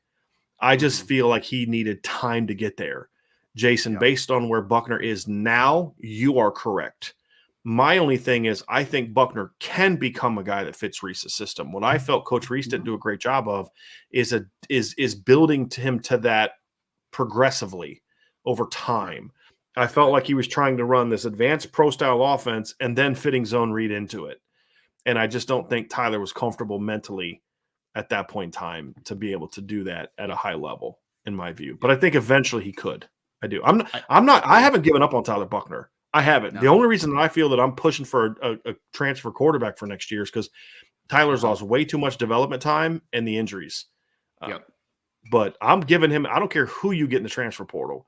Tyler Buckner should and will be given a chance to beat that person out. And it would not shock me if he does, if he can make the mental and technical jumps that he's capable of. He may not because of the missed development time. And that's the risk of just going with him and assuming he's going to make it. You can't take that risk. You can't. But I'm not writing him off just yet, Ryan, in my view. Thoughts on Joe's question? I think from a passing perspective, Tyler has all the makeup to be a fit into what Tommy Rees wants to do. I think to your point, though, and I agree 1,000,000% on, is I think that the run aspects of the offense and the passing offense that they want to be, I think that it's two different, right? Like they don't work off of each other when Tyler Buckner was in there. It did feel like zone read aspects and those types of things were just kind of thrown in there because you have that quarterback, but it didn't really work together incredibly well. Like that's why it was a little disjointed. Like, I mean, we've been begging for it all year, right? Like what, especially with Tyler Buckner, like we're running the read game off the zone game. And then here comes the RPO action off of it. Here comes the play action. Here comes movement of the pocket. Like there was different aspects. I think that Coach Rees 100% could have done better to accentuate Tyler Buckner's strength. It just felt run game, pass game when he was the quarterback felt very disjointed on top of the offensive line, not playing very well the first couple games. It was just lost developments. That's what it is right now, unfortunately. We'll see how it works out, but it's it's very unfortunate how everything kind of worked out this year with the injury and everything. It is. Got some more questions. So far, really, really good stuff, everybody. Really enjoying this. Tavis McKay, will IB pay attention to to the World Cup of Soccer? I know it is basically going on right at the busy season this year. Ryan, your answer, I don't follow soccer. I don't watch soccer. The only time I watch soccer is the Olympics. So and even then, it's all its medal round. I don't watch soccer like really at all. My brother-in-law, who's my sister-in-law's husband, I'm going to call my brother-in-law for this conversation. He's from Scotland, so they are big, obviously, on soccer. So he's very religious in his watching of soccer. So Brian, it's actually coming apparently most likely to Philadelphia, is going to be part of the World Cup in 2026, I believe it is. So my brother-in-law is already talking about like, hey man, we got to get tickets. I need to go there. Like this is a once in a lifetime thing. Like how often do you get a chance to go to a World Cup game? And I'm like, all right, I guess. But to Tavis's question, unless my brother-in-law invites me over, to hang out and to watch a couple of games coming up, that I won't watch it just off of my own accord. I will say this, and I'm going to make some people mad again. I had a guy joking that I almost lost his membership or his subscription because I said I don't like heavy metal. But it's the example I used last week. Soccer is the same way. I personally can't listen to heavy metal, but I can also appreciate the talent of, like I said at the time, a Metallica. I can listen to that and say, boy, those guys are really gifted musicians. I just don't like the type of music that they are playing. That's how I feel about soccer. I can appreciate why people like soccer. I played soccer when I was a kid for 2 years because I wasn't allowed to play football until junior high school. And so I can appreciate the sport. I just don't enjoy to watch it. Like hockey, I can greatly appreciate the skill that it takes to do. I tried playing roller hockey once in the street, and after about 2 minutes, I took my and I just played the rest of the game in tennis shoes. It's like I can't do this. I mean, so you're doing it on skates. That takes incredible skill. I just don't enjoy to watch it. So I can Yep. appreciate soccer. I just don't enjoy it. So if I was somewhere and somebody was watching soccer, I'd be like, "Oh, I'm leaving." I just wouldn't watch it. I would find something to talk about, else to talk about. So I want to get to a couple questions here, Ryan, from earlier that we need to address here. Jonathan Gabrick said, "Did y'all have frosted tips also?" No, I never did the frosted tips. I've shared the story about the one time I dyed my hair. It was for senior trip, and it did not go well. It's the only other time I've done it. I was never that. And then somebody said, Mike Sullivan said, I can see Brian with a perm. I'm not that old where perms were a thing when I had hair. But honestly, I've had, and then Sean Paulus actually kind of got it right. Paul said Brian had the big Jordan-sized diamond earrings. Well, they weren't diamonds, you know what I'm saying? Because I was a freshman in college and we didn't roll like that as a family. But I had diamond earrings. I wore hoops like once. I was like, this is retarded. I can't. This is ridiculous. Excuse me. So I'm not doing this. This is absurd. And so I just stuck with the diamonds. And even then, it lasted like 2 semesters of my freshman year. I was like, yeah, I'm not doing this anymore. Yeah. And wasn't doing it. So, and then Salty asked it. We'll go ahead, Ryan. Oh no, I was just gonna say my only embarrassing thing, I guess, is I mean I had the earrings with like the little diamonds, right? But I had I did have a chin strap at one point, which was pretty embarrassing. Oh wow. Yeah, we don't relive that. We don't relive that. You're trying to go with the John B thing, huh? Trying to be like a little John B action. That was 19-year-old dumb decision. So we'll leave it there. Salty Virginia Peanut said, Brian, did Brian have the big hairband hair? How old do you think I am, dude? Like hairbands were not a thing when I was old enough to possibly have a hairband hairdo. No, I have honestly had basically the same hairstyle since I was about 15 years old. I either shave it or I comb it over when it gets too long, but normally I just let it kind of lay down. I've literally not done anything different with my hair since I was about 15 years old. And the reason I chose the style I looked is because I want a hairstyle that takes me about 30 seconds to do something with at the most. Preferably, it takes 0 seconds to do something with, which is why I shave my head. Not shave my head, but buzz my head. So that's enough of the fashion talk, but I wanted to make sure people understood. I did not rock frosted tips, was not doing none of that stuff. That was way too much freaking work. And also, it just would have made me feel soft, to be completely honest with you. Siggy13 said chin strap. Oh, yes. Yeah, I had a chin strap. No, I was going to say, Brian, second. Yeah.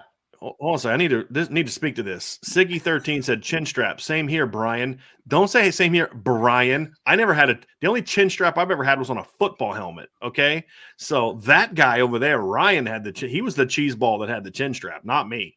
So I was make sure that we're clear on who had the chin strap.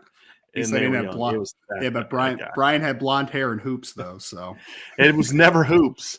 It was those two things never. So first of all, my hair ended up not turning out blonde. Remember the story? It turned out orange. Yes. But so you were a ginger with your hoops. Got it. Yes, I didn't have hoops, and I didn't get my hair cut till I went to college. And by that point in time, my hair had grown out enough where I could buzz it, and it was back to being brown. So yeah, somebody just said Brian was definitely a lip piercing guy. Now y'all getting a little out of hand. Like that's a bannable comment right there. I've never pierced anything but my ears, and even that was a dumb decision. And it was like one on each side. It was lame, totally lame. But yeah, definitely not that. I'd have to punch myself in the face. So it's like that scene from what's the Happy Gilmore? If I caught myself in those shorts, I have to kick my own, you know what? So that would have definitely been me. We had to have a super chat from Joe Papiti. Joe says, I think this team doesn't just look at the opposition as faceless, nameless people who they just need to dominate. They get up for the big games, but don't for the other games.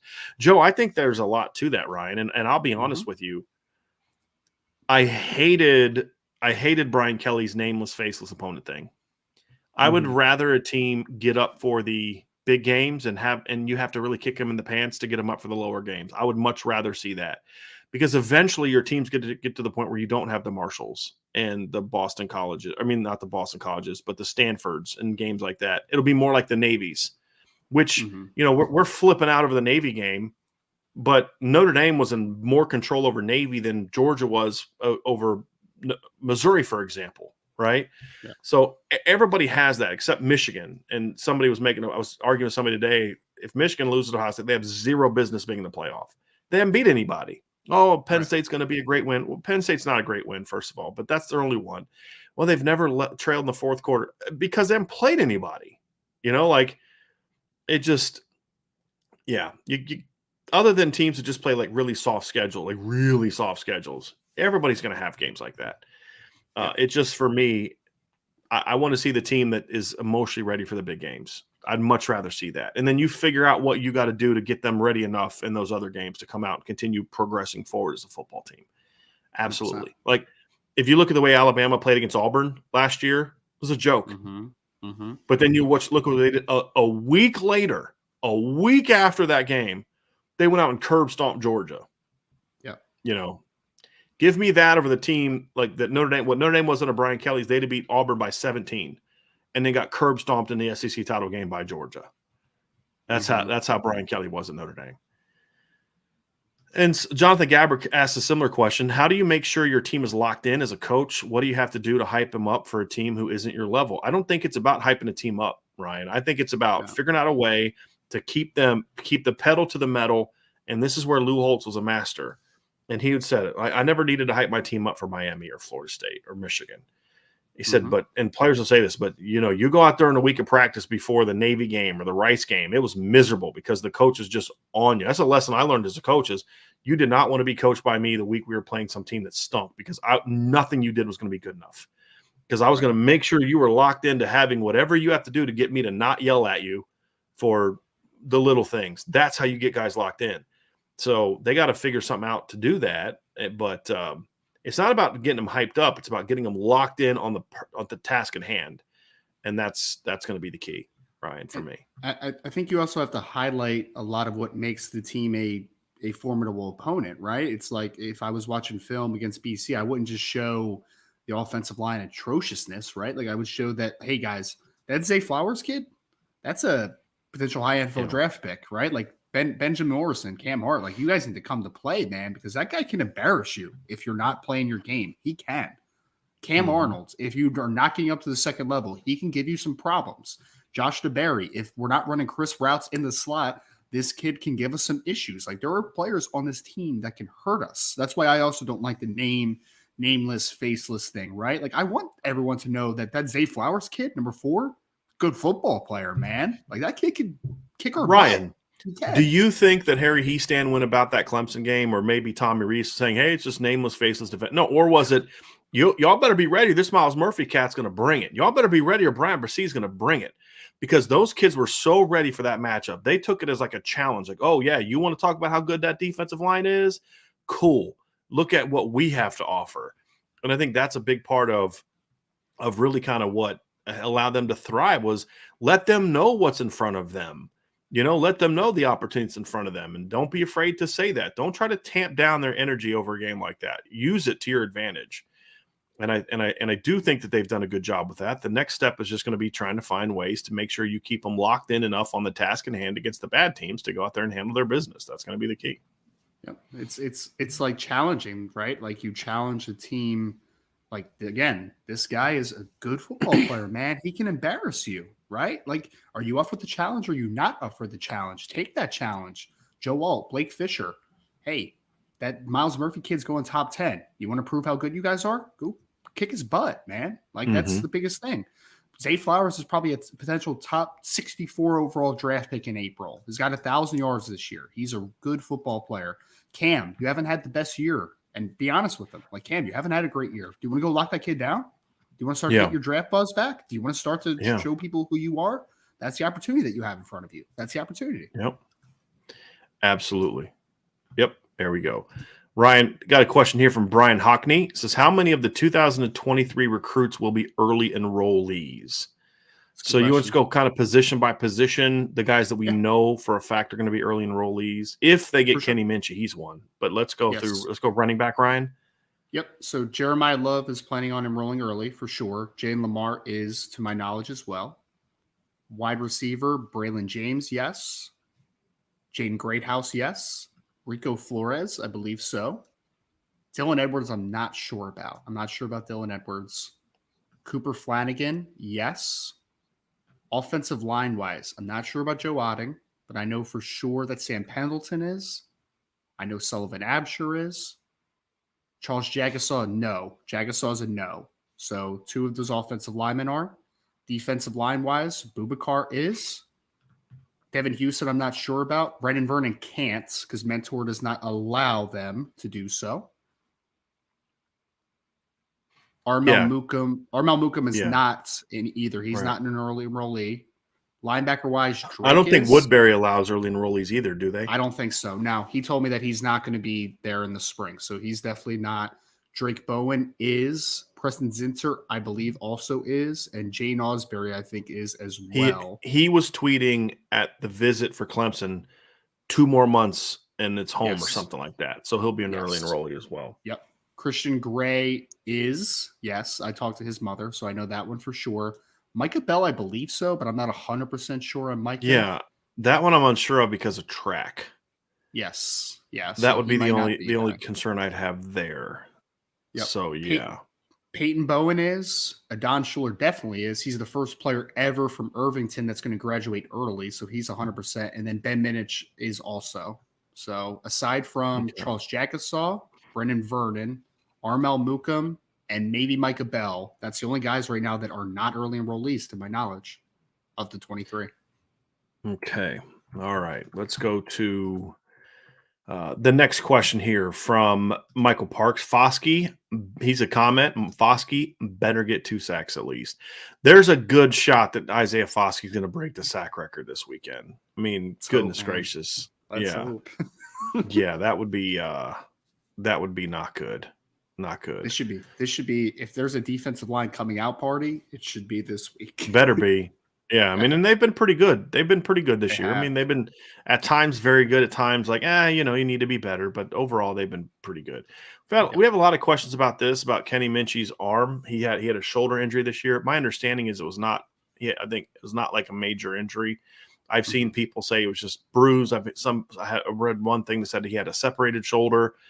He came back to play, and the pain in the second playoff game was too great. But he came back after 5 games off and just looked great in the game. But from what I understand, it's not anything structural long term. I haven't talked to anybody about Notre Dame about this, but let me say something. This current staff has been very picky about injuries, just because of some of the things he had got burned in the past. So if I would imagine they did their homework on that and were comfortable with it and what the injury was and the rehab and all those kind of things. And my understanding is he announced today he's going to be playing in the Army All-American game. So there's going to be 7 Notre Dame kids at that game, by the way. And we've had some people ask that, Ryan. So let's just quickly give that list of kids. So the Army game, it's not the Army game anymore. Sorry. It's our All-American Bowl, but it's kind of always Army for me. It's going to be Kenny Minchey if he commits. It'll be Rico Flores, Charles Jagasaw, Brendan Vernon, Drake Bowen, Adon Schuler, and Micah Bell. At the Under Armour game, it's going to be Dylan Edwards, Jeremiah Love, Braylon James, Jaden Osbury, and Peyton Bowen. And then Cooper Flanagan's playing in the Polynesian Bowl, the one out in Hawaii, which I was joking with my guy, say, sorry, but I'm not paying for anyone to go cover that one. Sorry, guys. I thought Vince was going. No? I told him I'll get you a credential, but you got to pay your own way. So I don't think that's going to happen. Another recruiting question here for you, Ryan, from Keith Wiegand. Mailbag, any other offensive linemen in 2023 that Notre Dame is pursuing other than Christopher Tarrick, who is committed to Wisconsin? I don't know if there's any other conversations with any guys behind the scenes, but that's the player. I haven't heard anything. We know that, just kind of from what we're hearing, that's the guy that Notre Dame wants. That's the 5th offensive lineman in the class, Christopher Tarrick. who I think Notre Dame has made a really nice impression with, especially after the visit. It's just one of those things where Tarek needs to evaluate, his, because he is still committed to Wisconsin. So is he still comfortable there? Would he rather, keep looking around? Because we think Notre Dame would be in a very good position if he ultimately does decommit. But that is, to Keith's question, he is the final piece to their offensive line puzzle, they believe. My understanding is they don't think they need another offensive lineman. Right. It's not a need. It's a want is the key. So, for me, they just like Tarek, the fit. He's massive. He's a really big kid. They see him as a really physical kid. He's a lot like Josh Lugg was coming out of high school size-wise, but more Josh Lugg style of what Josh Lugg is now as a player. Harry Easton likes those guys. 6'6", 300 plus, physical, short phone booth kind of kid. So they just like him. And also, too, they're willing to take a fifth guy this year that they don't need because next year's offensive line class nationally so far is not very good. Yes. And so there's two guys they love in the 24 class. Peter Jones, obviously, who's committed to Notre Dame. They love that kid. And then the other kid they really like, they love a lot in that class is a kid named Gearby Lambert, who's a high school teammate of Boubacar Traore. He's very toolsy, man. Lambert is very toolsy. Oh, yeah. Yep. So they like him a ton. It's got another question here. So that's a good question, Keith. Archer 452, resident Ohio State fan. Transfer portal rumors. Lots of big names being floated as potentially portaling. Lots of A&M guys, Deshaun McCullough, Luther Burden, etc. Who would you like to see Notre Dame go after? So first of all, we're not going to name certain players. We've said this before. We'll address that postseason, and we'll address that as guys go in the portal. I don't like the notion of discussing a kid who's currently on another team as being a transfer, unless it's like kind of a specific question. I'm just not super comfortable with that. I don't like that idea. For me, Ryan, especially like a guy like Luther Burden, that's not happening. He's going to be getting an NIL deal from somebody. Right. But here's what I'll do, Archer. We'll talk positions that I anticipate seeing Notre Dame definitely looking for portal guys, and positions where I could see them if the right guy came open looking for a portal guy. So number one, they're definitely going to look at quarterback from everyone that I've talked to. They're definitely going to be in the market for a portal quarterback. Number two, they're definitely going to be in the portal for a receiver. They're definitely going to be in the portal for an edge rusher. Those are the three areas for sure that I've been told that they're going to be in the portal for. I think they would be open to defensive tackle. I think they would be open to a veteran guard who wanted to kind of come in better than – it'd have to be better than Kane Madden, obviously. I think they'd be open to it. It'd have to be the right guy, though, right? I mean, because they like their young players there. And I think they'd be open to the right safety if Brandon Joseph leaves. I think if Brandon Joseph left and the right kind of safety was out there, they'd be open to that as well.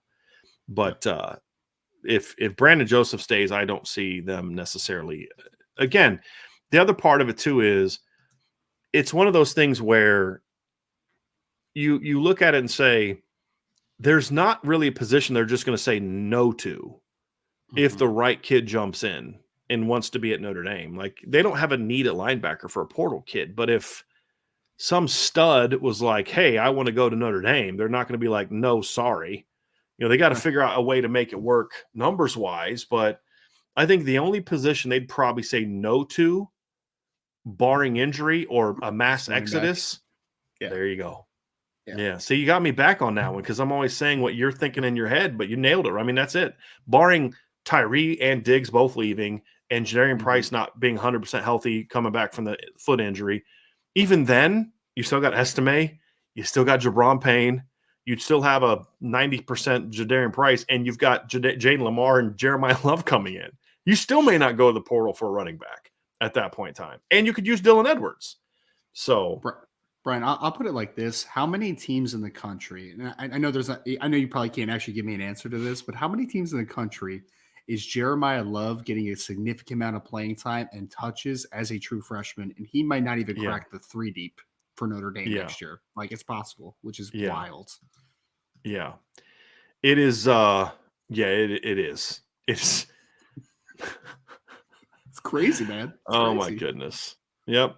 Yep. Because how awesome was it to see Jabron Payne finally get some playing time this past game, right? Like that's awesome to Hmm. see, and it's just He adds to is the a depth. well-built kid. Yes, very He is a strong lower half. thick young man. Yes, Yes, he is built like he's built. You look at him like, oh, I bet you that kid plays running back. You know, like you kind of walk down the street, like, oh, I bet you that guy plays basketball, right? Like, you know, he's one of those kids you look. So I bet you that when you see him in shorts, you're like, I bet you that kid plays running back because he's got big calves, big. I mean, he's built really well. Jadarian Price is also that way. He's even thicker in the upper body. They are so yes, loaded at running back. They really are. So quarterback, receiver, edge rusher are the positions I anticipate them actively pursuing. They'll be open to other positions as well. So, and then part of that's going to be who they lose to the portal as well. yep, yep. Milton Fan 15 asks, in 15 years, what is the most disappointing decommitment from Notre Dame and why did it stink so bad? Last 10 Can you years. think? Yep. Yep. Mine's I easy. mean, one for me is Pete Werner. I loved Pete Werner, man. I Yeah. loved Pete Werner. I really did. Yep. I liked him a lot. He's one. Paulson Adebo's another that I really liked Paulson Adebo as well. But I think Werner would be my number one. He was a really good football player and one that I liked a ton. And he ended up being a real good player at Ohio State. Now he's one of the better inside linebackers in the NFL in only his second year. So Pete Werner would be my pick, I think. Mine happened this summer. It's Keon Keeley. Sure. Yeah. Yeah, I mean, Pete Werner was one too, because like, you know, I watched Pete Werner play in person, and I'm like, he was like a free safety, and he would just kind of just play downhill, man. He was such a good player. And I would have loved seeing him at Notre Dame, but like Notre Dame wasn't exactly hurting at linebacker the years he was there until what would have been his last year, which had been 2020. Yeah. Like I would have loved to have seen him in 2020 with Jeremiah Owusu-Koramoah playing instead of Shane Simon. But like 2019, Osmar Bilal was pretty flipping good in 2019. Mm-hmm. You know, Jeremiah Owusu-Koramoah was really good at Rover. The Mikes were pretty good too. Drew White was really good that year. 2018, they had the best. They had one of the 5 to 7 best inside linebacker tandems in college football that year, in my opinion. And they rarely played with their base defense. They played Houston Griffith mostly as a rover that year, and Sean Crawford as a rover that year. They didn't do a whole lot of base defense that year. And when they did, they put Osmar out there, and he wasn't very good. But inside backer, they were pretty good. In 2018, I would not have minded to see a redshirt freshman Pete Werner playing rover on that 2018 defense. I'm not gonna lie to you. That'd have been pretty good. But the point is, they weren't like hurting bad for linebackers. He would have been their best, but they weren't hurting bad. Keon Keeley is the kind of kid. He's a generational talent. He is a kid that I truly believe in. You know, clearly Keon disagrees with me. He doesn't think he's a Notre Dame fit. For whatever reason. He thinks he's an Alabama kid, an Ohio State kid. I think he's a Notre Dame kid. I just don't think the people around him have given him the best advice. And I know that may piss some people off, and that may piss his family off, and it may piss him off or whatever. I understand that. I mean, no disrespect. But whoever has convinced him to go grab that bag and go to a place like Bama or Ohio State has given him really bad advice that's more about them than it is about him, in my opinion. Mm-hmm. That's it's my honest assessment. Because I think that kid is a great fit at Notre Dame on and off the field. He would thrive so well at Notre Dame, and he's a phenomenal talent. And let's be real, he's starting day one at Notre Dame. With all due respect to Josh Burnham and Aiden Gobira and Justin Adamiola or Jordan Patel, all the potential Vipers, Keon Keeley starts at Viper for Notre Dame day one. Mm-hmm. Day one. And, you know, so then you project forward. Like, I don't think Pete Werner moves the needle for Notre Dame as a team the years he was here. He'd have moved the needle for the defense and the linebacking core, but he doesn't fix the problems that plague those teams. He doesn't play quarterback. Whereas I look at Notre Dame the next 3 years when Keon would be here, and you say, boy, you put that defensive end with the rest of what they're going to have. They're going to have one of the best cornerback rosters in America. During his 3 years at Notre Dame, and no, I did not say that incorrectly. If Keon's healthy, he's a 3-year dude at Notre Dame. And, he, you know, but here's the deal. You'd have arguably one of the best cornerback rooms in America during his tenure. You're going to have what I believe is going to, especially if they can build on it 24, one of the 10 best safety rooms in college football during that tenure. You're going to have one of the best, you're going to have the 10 best linebacker rooms in college football during that tenure, projecting talent. And then the rest of the defensive line is going to be Tyson Ford, Josh Burnham, top 100 players. Aiden Goldbyra, top 200 player. Boubacar Traore, top 100 player. Devin Houston, top 150 player. Brendan Vernon, top 100 player.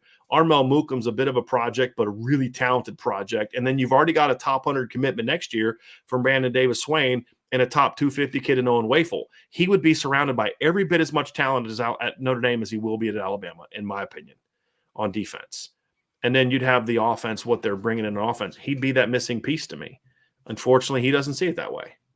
And so that's the one that hurts because, like, losing Aaron Lynch, you kind of got it. Aaron was not necessarily a Notre Dame kind of kid. He was just a great player that was a Notre Dame fan. He wasn't really a Notre Dame kid.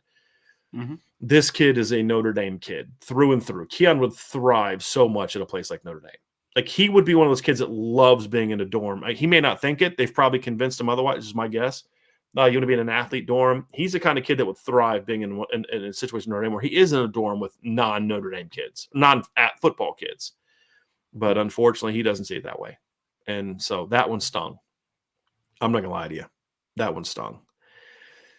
Yeah. Yeah. Archer452 says, Brian, if you ever are going to watch soccer, it needs to be the World Cup. I don't watch soccer, and I only watch it during the Olympics because I used to watch soccer, all the sports during the Olympics. I don't care anymore. I don't watch the Olympics anymore, but I used to, go America, that type of thing. But yeah, hard pass now. Or let's see, get some more questions here. We do have a couple more here.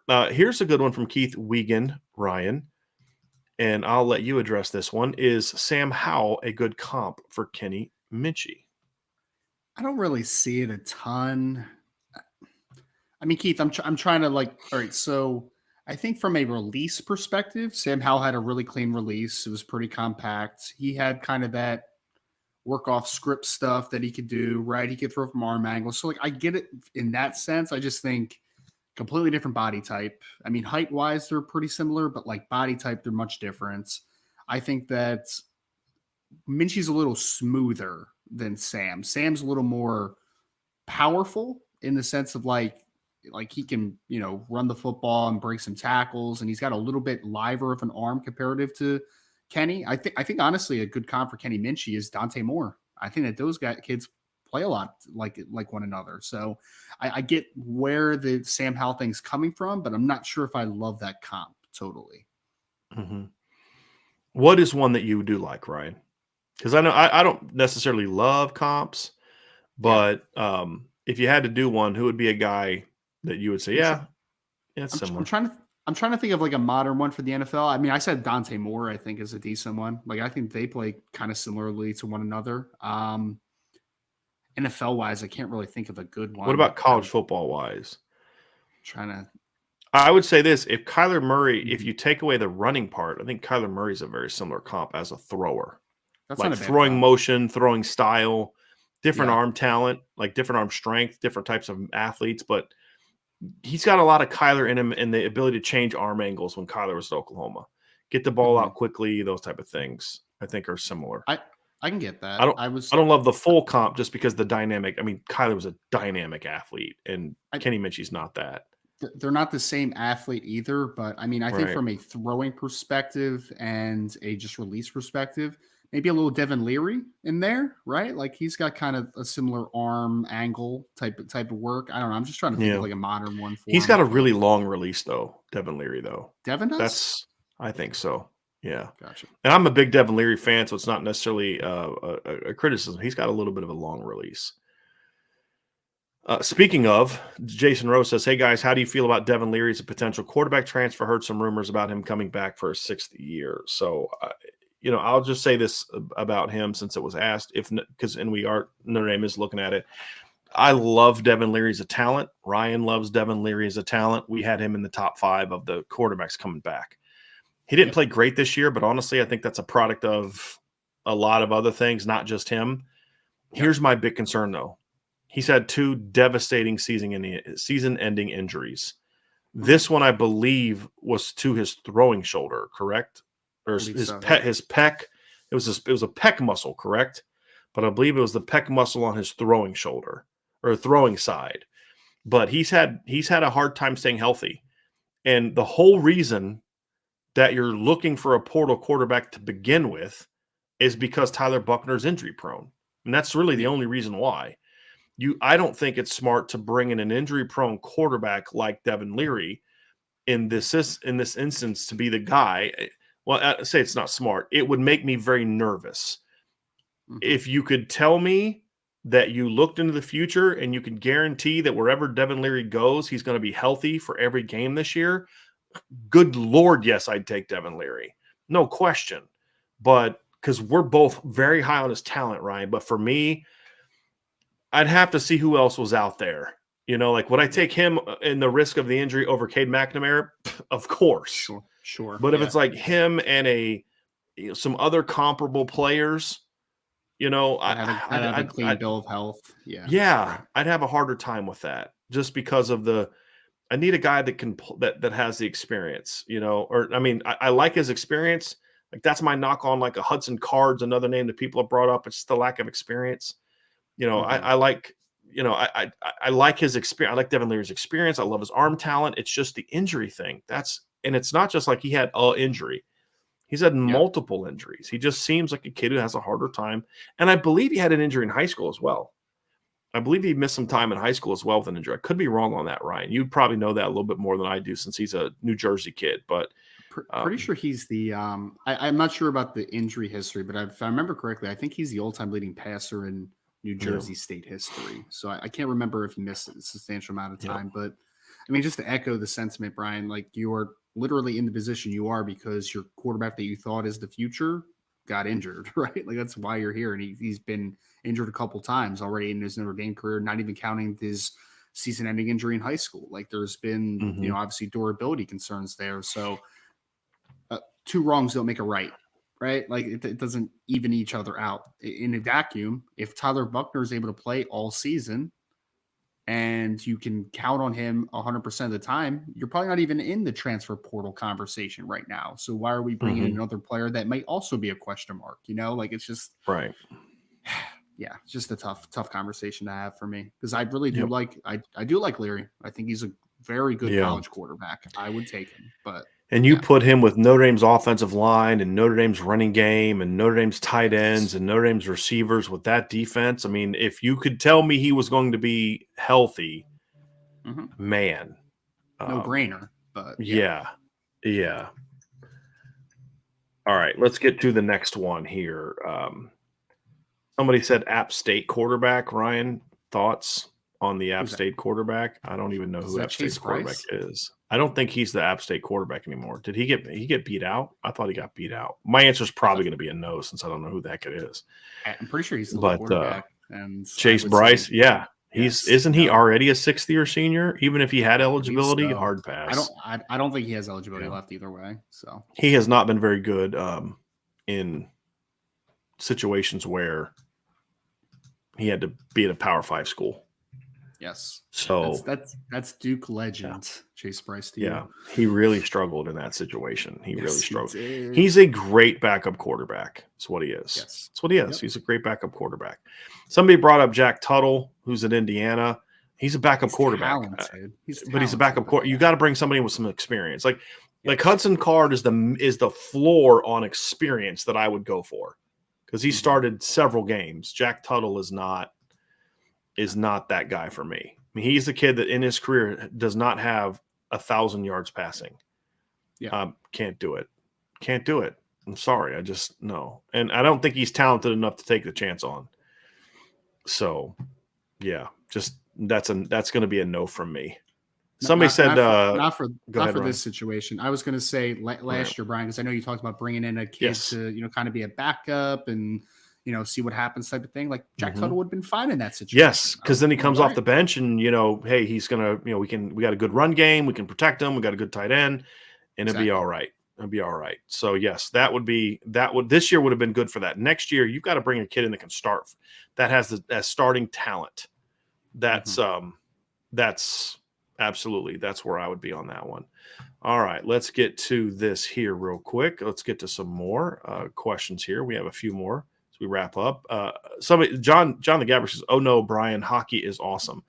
Again, what I'm saying is I can appreciate why you would think that. I can appreciate why people may like it, and the skill and the physicality. And all. I get all that. It's just not for me.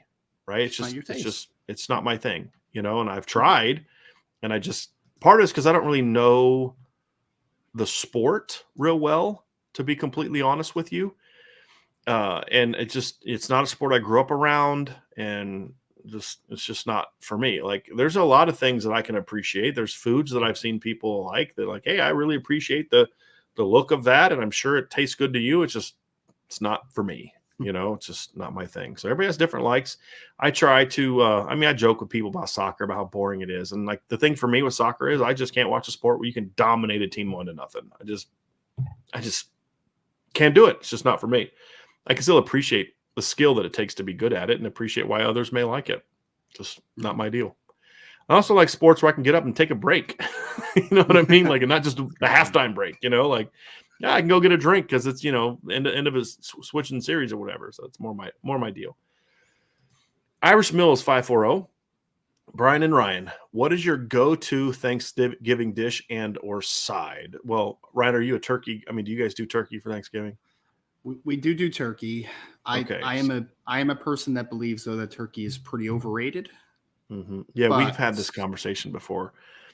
You're lucky I forgot about that when I hired you. We did have a smoked turkey a couple years ago, Brian. That was delicious. Best turkey I've ever had by far. But I'm not overly a turkey guy overall. Yeah, I'm now remembering us having those conversations when I knew you. I am someone who loves turkey, but I think turkey has to be done right. Sure. I have had bad turkey in my life, right? Like, I don't know if I've ever had bad chicken, right? You know what I mean? But like, I've had bad turkey before. And yeah, it's got to be done right. And so I very much enjoy the way that Angela and I do our turkey. So yes, that's the go-to. What you're a ham guy, right? Ham's okay. You're just not really a meat guy for Thanksgiving. No. Oh no. I'm a protein guy just in general, but it's just, ham's good. So what do you have for Thanksgiving if you don't like turkey? You don't like ham? I mean, we eat turkey. I eat turkey. Okay. I eat turkey on Thanksgiving. Okay. So you'll eat it. You just don't love it. And it's my wife's favorite meal of the year. She loves Thanksgiving. Loves it. So does she like to eat it, or does she like to make it? Oh, it's her favorite meal. Like, we had a conversation before, like, how you always talk about, like, if you only had one meal left, you're on your deathbed, what would you have? And my wife would pick a Thanksgiving dinner. That's what she would pick. So yeah, she loves it. Sides, though, I can get down with a lot of sides on Thanksgiving, though. So that is the saving grace of turkey not being good, is that there is mashed potatoes and mac and cheese and green beans with a little red pepper flake on them, like, there's a lot of good stuff from a side perspective. Okay. I am a pretty basic Thanksgiving dinner guy. I am a turkey, mashed potatoes, and corn. I actually don't do gravy. I put the corn in my mashed potatoes, and I like stuffing. Now, here's where I'm really weird, Ryan. I don't like home cooked stuffing. I'm a stovetop guy.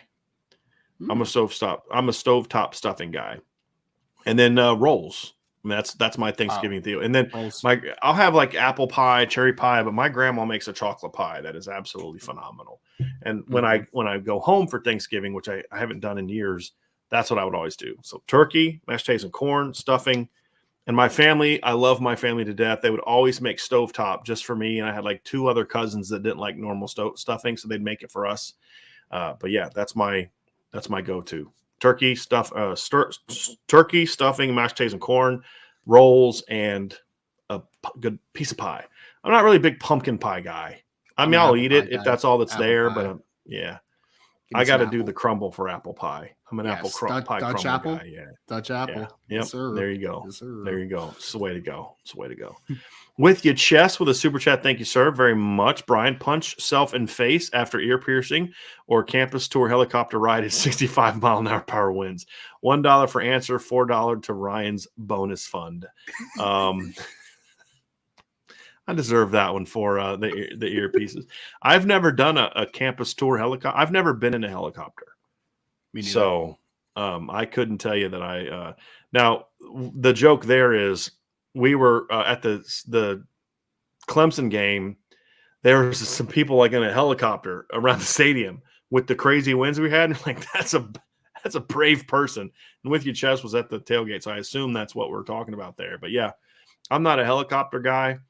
I just like you don't hear a lot about plane crashes and stuff like that. It's just not something that happens very often. You hear about helicopter crashes all the time. So that's just like that's a no-go for me, man. Especially since I don't love heights. Like when I'm in an airplane, I can almost forget that I'm really high in the air if I want to. But helicopters, it's like, yeah, there's really nowhere to get. There's no avoiding I that mean, one. you're just hovering, Yeah. man, and you just feel Yeah. everything, right? Like, Yeah, pretty much that's a no for me. But yeah, especially 65-mile-an-hour winds. So yeah. But in my defense, when I got my ears pierced, I was like 19 years old. Like I was an idiot. And they were the cool thing back then. It was like, because I wasn't really a fashion guy. I was always been kind of a jeans and a hoodie kind of guy. This guy, I'll do it. Girls like it. And I like the girls. So, gave it a whirl, but it just wasn't for me. This wasn't for me. girls like it. I like girls. I like girls. So, Nice. go with it. Go with it. Ray Holcroft, excuse me, Ray. What is each Notre Dame quarterback's strengths and who fits Tommy Rees's scheme the best, including Minchie? Let's still include Minchie and Carr in this conversation. Now, Minchie's not committed, and people have asked why I keep saying that, because he's not. And anytime a kid's not committed, you could do something to blow it. Right. Sure. We've said we think if things go well, we think he's going to be in the class. But number one, it's his moment to break.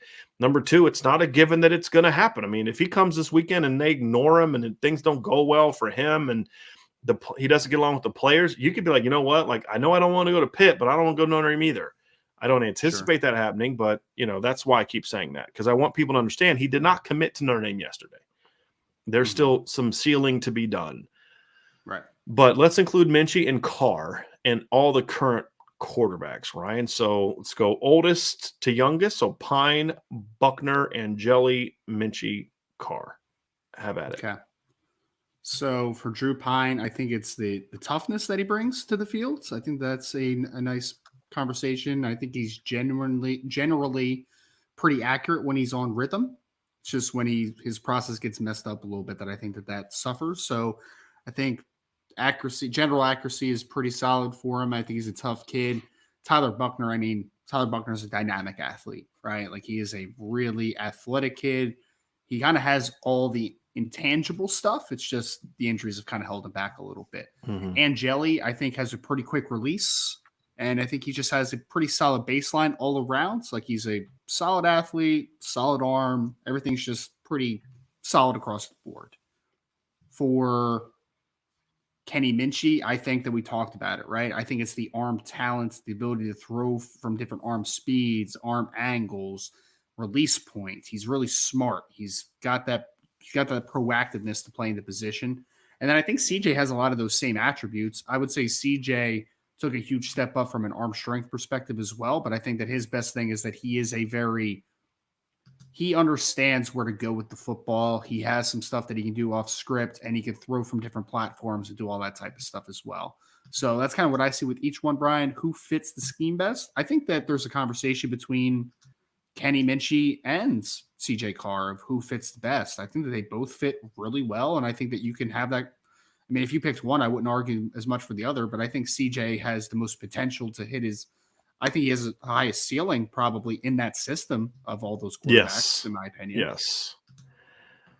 I honestly don't think – I think of the three current quarterbacks on the roster, it's going to surprise you, I think, a little bit. You may – actually, you know what? You may agree with this, actually.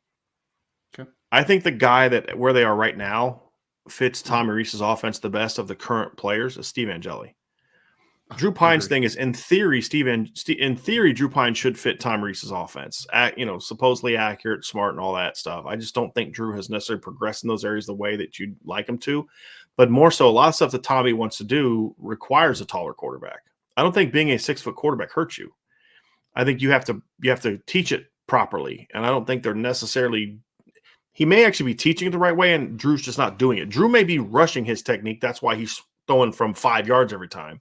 Because we saw on Saturday him get more depth. Ian Book used to get more depth, if I remember correctly, in shotgun, if I remember. He would get a really good 3-step drop and get 8-9 yards behind, and then if he gathers up, he's still at 6 or 7, where Drew will take 3 quick steps, gather, and then he's right back to where he caught the ball, and then guys are right in his face. I don't think that's a Tommy Reese thing. I think that's more of a Drew thing based on – I have to go back and watch film today. I think I'm actually going to go do that today is look at Jack last year and look at Ian in 2020 and see if it's the same thing. But, he wants to be able to throw screens. He wants to be able to throw a quick game, as we saw with Jack Cohn last year, and Drew's just not good in those areas. It's just not. I think Steve Angeli is a pocket passer, which Tommy likes, but he's got some athleticism to him as well, where he can, you can do a read zone in the red zone or 3rd and 3, and he can scramble if there's an open running lane, which we saw in the blue gold game. He can step up and run. But he's got the height that I think Tommy needs to be able to execute the stuff he needs. Now, the problem with Steve is his ball placement's not great, and has always been kind of my knock on him. And Tommy likes a guy with much better ball placement. That's what I like about Kenny and CJ. They show me a much greater understanding of ball placement, and that's also what I like about Tyler potential. Tyler actually shows of 3 current guys the best ball placement that they have when he's right. It's just we didn't see him look comfortable this year, but that's kind of how I feel about that one. Milton Fan 15. Brian, hypothetically, Notre Dame makes it to the national championship next year and you get 2 tickets to the game. Who from your staff are you taking with you? I'm taking Angela, our graphic designer.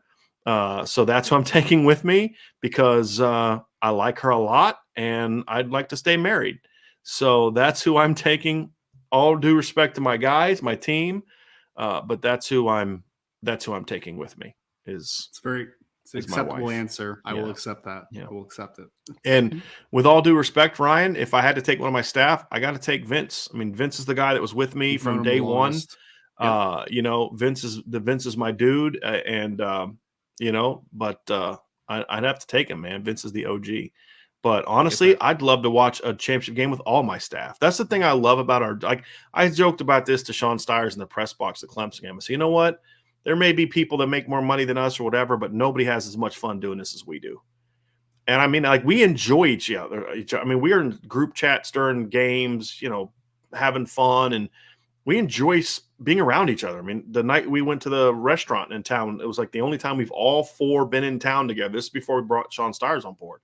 That was a fun night, man. Vince brought his kid with him, and we had a good time. I have good people on my staff, and I love that. And if I got a chance to watch the championship game from the stands with all of them, it'd be great. Now, having said that, if Notre Dame makes a championship game and I got 2 tickets, I'd be selling them or giving them to my parents because I'd be in the press box working.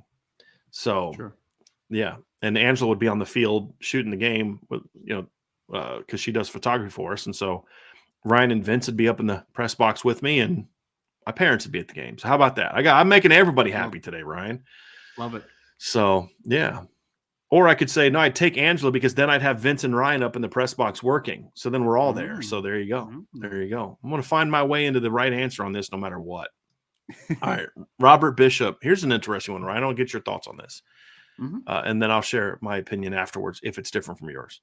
Question from Robert Bishop. When Texas and Oklahoma join the SEC, do you see them as middle-of-the-road teams or towards the bottom with Vanderbilt, South Carolina, and Mississippi State? So I want to ask this. I'm going to add a little addendum to this.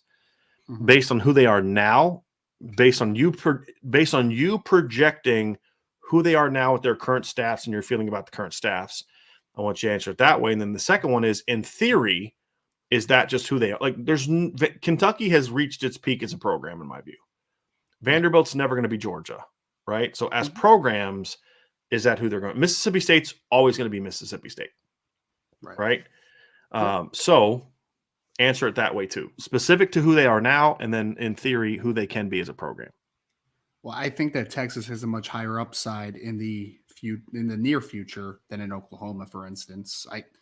The interesting part, Brian, is that they play very different styles than what your typical SEC team plays, right? So they're going to come in there and it's just going to look a little different to some SEC schools. You're just going to kind of have to figure it out and see how they kind of fit. I mean, Robert, for the general question in a vacuum, I'd say yes. First year, they were probably middle of the pack type of SEC teams, maybe bordering on, kind of that second tier of teams. But I think that Texas, for me, they have an upside to kind of rise. I don't think they'll ever get in the near future to a Alabama, Georgia, but I think that they could be that, high second tier type of team. Oklahoma, I mean, I've been honest about this, and I'll continue to be this. I'm just not high on Oklahoma moving forward, man. I'm really not. Look, I like Brent Venables as a defensive guy. I think he's a smart dude. I think that he can get players to play for him. I just don't like how that team's trending right now, just from all aspects of the program. I have a tough time seeing them taking a jump, but I can see Texas going there, right? Like you have going in, you have Quinn Ewers. Hopefully he takes a step. You have Arch Manning coming in. You're recruiting at a high level. I think Texas has a much more promising future than Oklahoma right now, Brian. Like, I don't know if you agree with that, but I do. The Oklahoma coaching staff right now, I'm just like, I'm struggling with it, man. Like, I want to like it. I wanted to like Brett Venables when he got hired. I just think that that's going to be a reset at some point. I really do. I think right now where they are, Ryan, I wholeheartedly agree. I think in the future, I also agree that Texas has the higher upside in both areas. I did not love the Brent Venables hire. I was willing to give him a chance because what we said this summer was it's either going to be really good or it's going to be a flop. And it's too early to tell which way it's going to go, honestly. I mean, he wouldn't be the first coach in the country that didn't do great his first year that got better. Right. Dabo was that way. I mean, Dabo's first 2 years at Clemson were like, they're thinking about firing the guy after they lost 70-33 in the Orange Bowl. But I think Oklahoma as a program is never going to have the ceiling as Oklahoma as Texas if they both max out. Yep. I actually think Texas can be Alabama and Ohio State and Clemson. Now, look, when I say that, I don't mean, no one's going to win 7 titles in 12 years or something stupid like that. Like, that's not what I'm talking about. Where they're just a dominant team year after year. I do think Texas has the capability of doing that. I think the problem is their boosters are they don't help themselves, in my opinion. Like, they just create this really insane environment where, Mac Brown, after winning a title and playing for a title in 5 years, 2 years later, they're upset with him because they had a couple 9-3 seasons. Like, no, you're your own worst enemy in that regard. But I think Texas, the in-state recruiting, the money. I mean, nobody has more money than Texas. It's arguably the best talent base in the nation. If you look at the number of guys they put in the NFL, it's right there with Florida and California, just from a volume standpoint. Kids come in ready to play because they come from great schools and facilities where high schools spend money on football, where Florida's just great talent. There's not a lot of great football programs in Florida. There'll be good coaches in some places, but they don't invest the money in football in Florida like they do in Texas, man. It's nuts. So I think if you hire the right coach, they can certainly win there. And that's how every program is. Like, we've seen Alabama coaches fail. We've seen Ohio State coaches not be that good. Every school's had bad coach, just okay coaches in the programs for that. You need a dynamic coach. There's no program where it doesn't matter who you have as coach. They're going to win no matter what. No, that's not how it works. I mean, look how quickly Larry Coker ran down Miami. Look how quickly Dennis Erickson ruined what Howard Schnellenberger and the funny thing is he won more championships, I believe, than both of them. But he was living off of their coattails, and the talent and reputation that Schnellenberger and Jimmy Johnson had built up. And then he ran it down, and then they, Butch Davis brings it back, and then, they hire Larry Coker and he runs it down again, right? So you need the right guy for every program, and Texas is no different.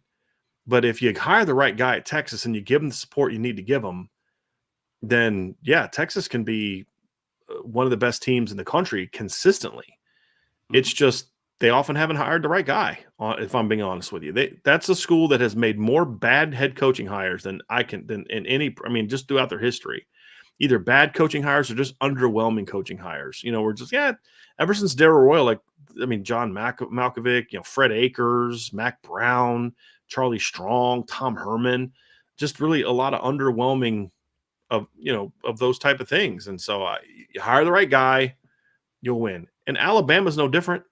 They had some very underwhelming hires after Gene Stallings won a title, and they had some underwhelming hires before him, after him. Oklahoma's had some very underwhelming hires after Barry Switzer left.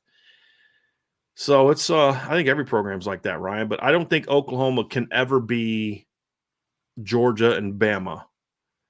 I think Oklahoma at their best in the SEC, to me, is I'm trying to think of Ole Miss, right? Like, really good team that occasionally can make a run, but you're just not going to be on the same level. They don't have the in-state talent that they have to go into Texas to get a ton of players. And it's just with what kids are looking for nowadays, it's just I think it's going to be a little bit harder for them to do it that way. But that's my 2 cents. I mean, you know what they are? They're Texas A&M. That's who Oklahoma is in the SEC. They're Texas A&M, right? I mean, they'll have some good years and some veteran-laden teams, but they're never going to be a team that's consistently contending for championships, in my view. So, I don't know. That's my 2 cents. All right, let's get to some more here to get out of here. Beef Eater asks, Brian and Ryan, Indy has a very high bar for its players. Is Kenny Minchie elite enough to hand the ball off into an 8-man box or not get rid of the ball when the other team blitzes 9 and take a sack? Okay, I see the saltiness there. We're going to read it anyway, but come on, man. 99 Problems became one. Would you like Tyler Van Dyke as a transfer quarterback? No idea if he's a transfer candidate. If this is too speculative, feel free to ignore. I love the upside of him in this offense. I'll say this with transfer quarterbacks, Ryan, with the exception of Devin Leary, if all things are equal, it just depends on who else is out there. Like, right. I like Tyler Van Dyke a lot more than you do. Mm-hmm. And I like Tyler Van Dyke a lot in Tommy Rees's offense. Mm-hmm. But it depends on who else is out there. Sure. You know, so, I mean, that's part of the reason I don't like to get into this conversation is I can tell you what I think about a kid. If Tyler Van Dyke is in the transfer portal, would I talk to him? Heck yes, I would. Because, I mean, you just look at the production he had last year at Miami. Mm-hmm. You know, I mean, that kid put up some numbers last year, and he struggled this year. Well, he's in a bad offense with bad talent around him and just not a really well-coached team. But, I mean, you look what that kid did last year. I mean, that kid was impressive. He started, 9 games last year, and in those 9 games, he threw for almost 3,000 yards. 25 touchdowns and 6 picks. He threw at least 3 touchdown passes in all 6 of his all 6 of the games at the end of the season last year. NC State, Pitt, Georgia Tech, Florida State, Virginia Tech, and Duke. And the thing I like about him too in this game too. Yeah, you're right. 325, 426, 389, 316, 357, 381. Now, caveat, it's a bad defensive league last year. It's not a great defensive league this year, but it was especially bad last year. That helps, but there's a lot of quarterbacks that can't put up those numbers. Doing that at Pitt was the one that impressed me because the thing I liked about it is he was bad at North Carolina. Bad. And the thing I liked about him, and we discussed this this summer, Ryan, I love how he bounced back from those 2 games. And they lose to Virginia, and he goes on they lose to North Carolina. He doesn't play well. They go next week, they beat NC State, and he goes off 25 of 33, 325 yards, 4 touchdowns. Then they go on the road to Pitt the next week, and they beat Pitt, who at the time was red hot, goes 32 of 42, 426 yards, 3 touchdowns, and completely outplays Kenny Pickett. And then he doesn't play well against Florida State. You threw for 316 yards and 4 touchdowns, but he had some big mistakes in that game, right? If you remember, the picks were like at least one of them that I remember was really costly. Yeah. And then what does he do? He comes back the next week against Virginia Tech, throws for 357 yards and 3 touchdowns, averaged 10.8 yards per game. And then the next week against Duke, he throws for 381 yards and 3 touchdowns. Like, he bounced back from bad games last year with Rhett Lashley's OC. This year, I mean, he had 2 great games in a row against North Carolina and Virginia Tech production-wise, but everything around him was garbage. And that's the problem. It's a bad system and bad talent. My thing is he an elite quarterback talent-wise? No. If you put him in a pro-style system with really good players around him and a good offensive line, could this kid be part of a really good offense? Yes, I believe he can be. Don't disagree with that. There's no doubt. I don't disagree with that at all. Yeah. He's a player that I think in the right situation could be a very successful football player. Like, I do. Yep. College quarterback. Yeah. Yes, 100%. And he's when he's right and the things around him are right, he's a really good college quarterback. They've never questioned that at all. He has talent in that regard. Yep. Where I think, Ryan, the thing that I think, this is me reading you, like, I think the problem that soured you a little bit was some of the NFL top 10 hype that he was getting. That I don't see. That's fair. He doesn't have that type of talent. He's more of a round 3 guy at his best, right? If he maxes out, he's a round 2 or 3 guy at his best, talent-wise. Now, he can end up being a first-round pick because he's big. He's got a good arm, not a great arm, and he'll have production. So some team will Sure. overdraft him. You know that. And I think that's kind of the thing for me. But if you just look at him as a college quarterback, when he's had decent stuff around him, he's been pretty good. Yep. But I take him over Brennan Armstrong any day of the week. I'll tell you that right now. Especially where Brennan Armstrong is now. Yes. Absolutely. I didn't buy last year's version of Brennan Armstrong. You know that. The ACC had terrible defenses. He threw a lot of turnover. He had a lot of turnover-worthy throws last year that didn't turn into turnovers because the teams around him stunk. And he had a great, for the ACC, a loaded group of pass catchers. And they were all giants. Sure did. You know, and so it really helped the fact he's not an overly accurate player at quarterback. And it helped him having those big kids that could just kind of snatch balls out of the air and make him look better than he is. And so, the funny thing is the exact opposite has happened with those same players this year. Like Dontavius Wicks was so good last year. Kid can't catch a cold this year. It's been the weirdest thing. It's the weirdest thing. Like, how did he went from as good as he was last year to what he is this year, Ryan? It's weird. I can't figure it out. It has to be confidence with who's calling the offense, right? I mean, it has to be what it is, I guess. It's weird. It is weird. Yeah. All right, let's get down to some more. Thank you from Inigo Montoya. Blessed Tuesday, fam. Hit that like button. Absolutely. Zach Martin says, Brian and Ryan, were you a Jinko's jeans guy? I don't know what those are. I'm going to say no here. Either. No. Yeah. I'm a regular jeans guy. So, right. Yeah. I was like mine a little bit looser. All right. Longer. I definitely would never have skinny jean now. If I had the figure now that I had in high school and college, I still wouldn't be rocking skinny jeans. I like loose stuff. I don't like tight stuff. I agree there. Tavis McKay, Matt Rule meeting with Nebraska. Thoughts? I have not heard that rumor, Ryan. So I'm not saying that we're going to respond to any particular rumor. I'll just say this. Mm-hmm. Would that be a guy that if you were Nebraska that you would look at? I kind of like it, actually. I think. I mean, I'd have to sit down and just chew on it a little bit more. But I mean, the thing about Matt Rule is a really good college coach, right? He really is. I think that he was building something pretty nice at Baylor before, obviously he jumped to the NFL. And I think that you've seen in the couple places that Matt Rule's been, that he's been put into some bad situations and he's built programs back in a pretty sound amount of time, right? Like I remember when he first took over at Baylor, Brian, that team was bad, man. And in only a couple of years, they were a much better competitive football team. So Nebraska's not in a great spot right now. And I think that he would have to be able to get a little creative with how he kind of got the talent in the door at Nebraska, in the short and long term. But I think that he would be a decent fit. I really do. I think that I think his personality would fit pretty well at Nebraska. I do. Mm-hmm. Yeah. I like that. I think it'd be a good fit. He's quirky enough to be likable there. You know what I mean? Like, I've never liked him for Notre Dame because his personality just would be very like, that's just not what I want from a coach at Notre Dame. Right. And every school's different. You take that same personality and put him at Nebraska and you're like, you know what? Like, I kind of like that fit. I kind of like that fit. And I also kind of like that he is much different than what Scott Frost was not only from a coaching perspective, but from a personality perspective. Human being standpoint? Yes, from a human being perspective, yes.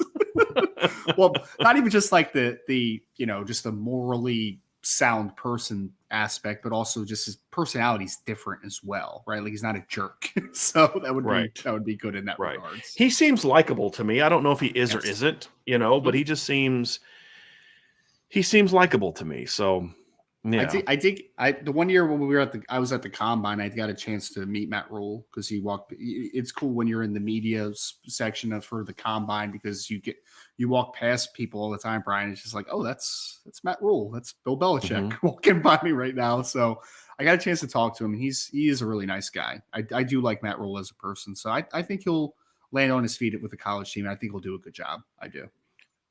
There's a lot of interesting conversations about jeans going on my guy 10-Day said that you were a Bugle Boy jeans guy. I was like, I don't even know a Bugle Boy. There's so much stuff. Like somebody said I was a bell bottom guy. Again, Salty, how old do you think I am? Like, dude, bell bottoms? Like my dad wore bell bottoms. What are you talking about? The funniest jean store I ever had is I bought Woo Wear jeans. You know what those are? Woo Wear. So Wu-Tang Yeah. Clan had a clothing line. Okay. And so I was gonna buy some Woo Wear jeans, and because they make them baggy, and I like baggy pants. Like I even now I'd rather sweats than jeans, right? And if I'm gonna wear jeans, they need to be loose. I don't like tight stuff, and never have. But so I went in there, and the smallest pair of pants you could find was like a 44. You know, and I'm like, did like every skinny person in America like buy these already, or do you guys only make big jeans? And apparently, like they would only make them big like that because the people had belts on them, and they'd be these huge like tent pants. People just put belts on them. I was like, yeah, no, I'm not doing that. Ain't happening. So, yeah. And he said, it's an Eric Clapton reference. Don't tell me you're too young for Eric Clapton. I'm old enough to appreciate Eric Clapton, but not old enough to get Eric Clapton references. So I don't know what you're talking about with that one, Salty. So sorry, man. Don't know that one. Let's go Levi Perez. In your opinion, what is the most disappointing coaching job this season compared to the expectations? If you're good, Ryan, this is an easy answer. If you're going to look at expectations nationally, there has been no worse coach than Jimbo Fisher. I mean, people had A&M insanely in the top 10. And they're even, and I would even argue, Ryan, that that's the answer for me, even with my expectations of A&M not even expecting them to be that good. I thought they were borderline top 25 team coming into the year. That's it. 3-7 right now. 3-7. Yeah. So even if you and I were right and the expectations were proper, because you weren't super high on A&M either, but even if we were right that the expectations should have been what we thought, they've even significantly underachieved that. I thought they were going to be 8-4 again. Like I really did. You know, I thought they would show some flashes, but then just be down for games that they shouldn't be down for, and just inconsistent. So 3-7 comparative to what I thought they would be in 8-4 is a big downslide. I misread this question originally. I started thinking about first year coaches for some reason. So I was like, Mario. That's kind of what I did too. Yeah. I was like Mario Cristobal, I guess. Oh, big time Cristobal. I thought Miami had a shot to win the Coastal. I really did. Yeah. I mean, they had decent talent coming back, and they have been bad. They're not just losing games, Ryan. They're getting destroyed in games. And offensively, man, they are lulling you to sleep in games, man. Like it is bad. All right. 10-Day just sent me Bugle Boy jeans. Those are hideous. I pray you never wore Bugle Boy jeans, Ryan. I pray you never wore Bugle Boy jeans. I don't know what Bugle Boy jeans are. Okay, good. So 10-Day just sent me a picture of Bugle Boy jeans, and those are not good. Those are not cool. I don't think my style strayed past Wrangler or Levi much, if I'm being honest. So, Siggy said, somebody said Texas A&M wanted to break the narrative about being a perennial 8-4 team, so they went 4-8. Trying to flip the script on them. Yeah, no doubt. So the Bugle Boy jeans, Ryan, they have the elastic belts elastic waist like sweatpants on jeans. Hideous. I'm looking at the picture 10-Day sent me. It's bad. Oh my goodness, that's really bad. Does sound kind of comfortable though. But yeah, they look like no, Ryan, no, because there's like pockets everywhere. It's not good. It's ugly. It's horrible. It's horrible. All right, let's get to some more football questions. Here's one. I mean, honestly, for me though, Jimbo's it. First year coaches, Mario's it, and I don't think there's really anyone else in contention for that, in my opinion. Yeah. Ben Tarnowski says, "Why does Drew Pine pat the ball before he throws? Ian did it too. What's the benefit? Does it contribute to getting passes batted down?" I don't think it really contributes to passes getting batted down. It's a trigger. It's a timing mechanism essentially for quarterbacks. And it's a trigger, right? So it's like, okay, I'm starting the process of throwing. I don't like it. I didn't teach it.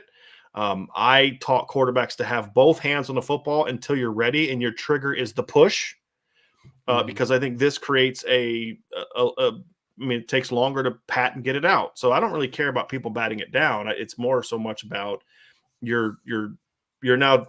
To me, I'm more concerned about the secondary seeing it than I am a defensive lineman seeing it. I care about if that's your constant trigger. I care about a corner saying, okay, ball's coming out, right? And you've now slowed yourself down where I wanted to be here and then I want to push, right here, push. That's how I taught quarterbacks. Because now it's like, okay, I'm here. Bam, I'm getting into it. But A lot of quarterbacks did that. I mean, John Elway used to pat the ball all He the did. time, but he threw 175 miles an hour, so it didn't matter. You know what I mean? So he could kind of get away with that, but I don't like it. I wouldn't teach it. It would be something that it's one of the few mechanical things from a quarterback that I would absolutely fix day one. That's not something that I'm like, he just does it, deal with it. Nope. I'm not doing that.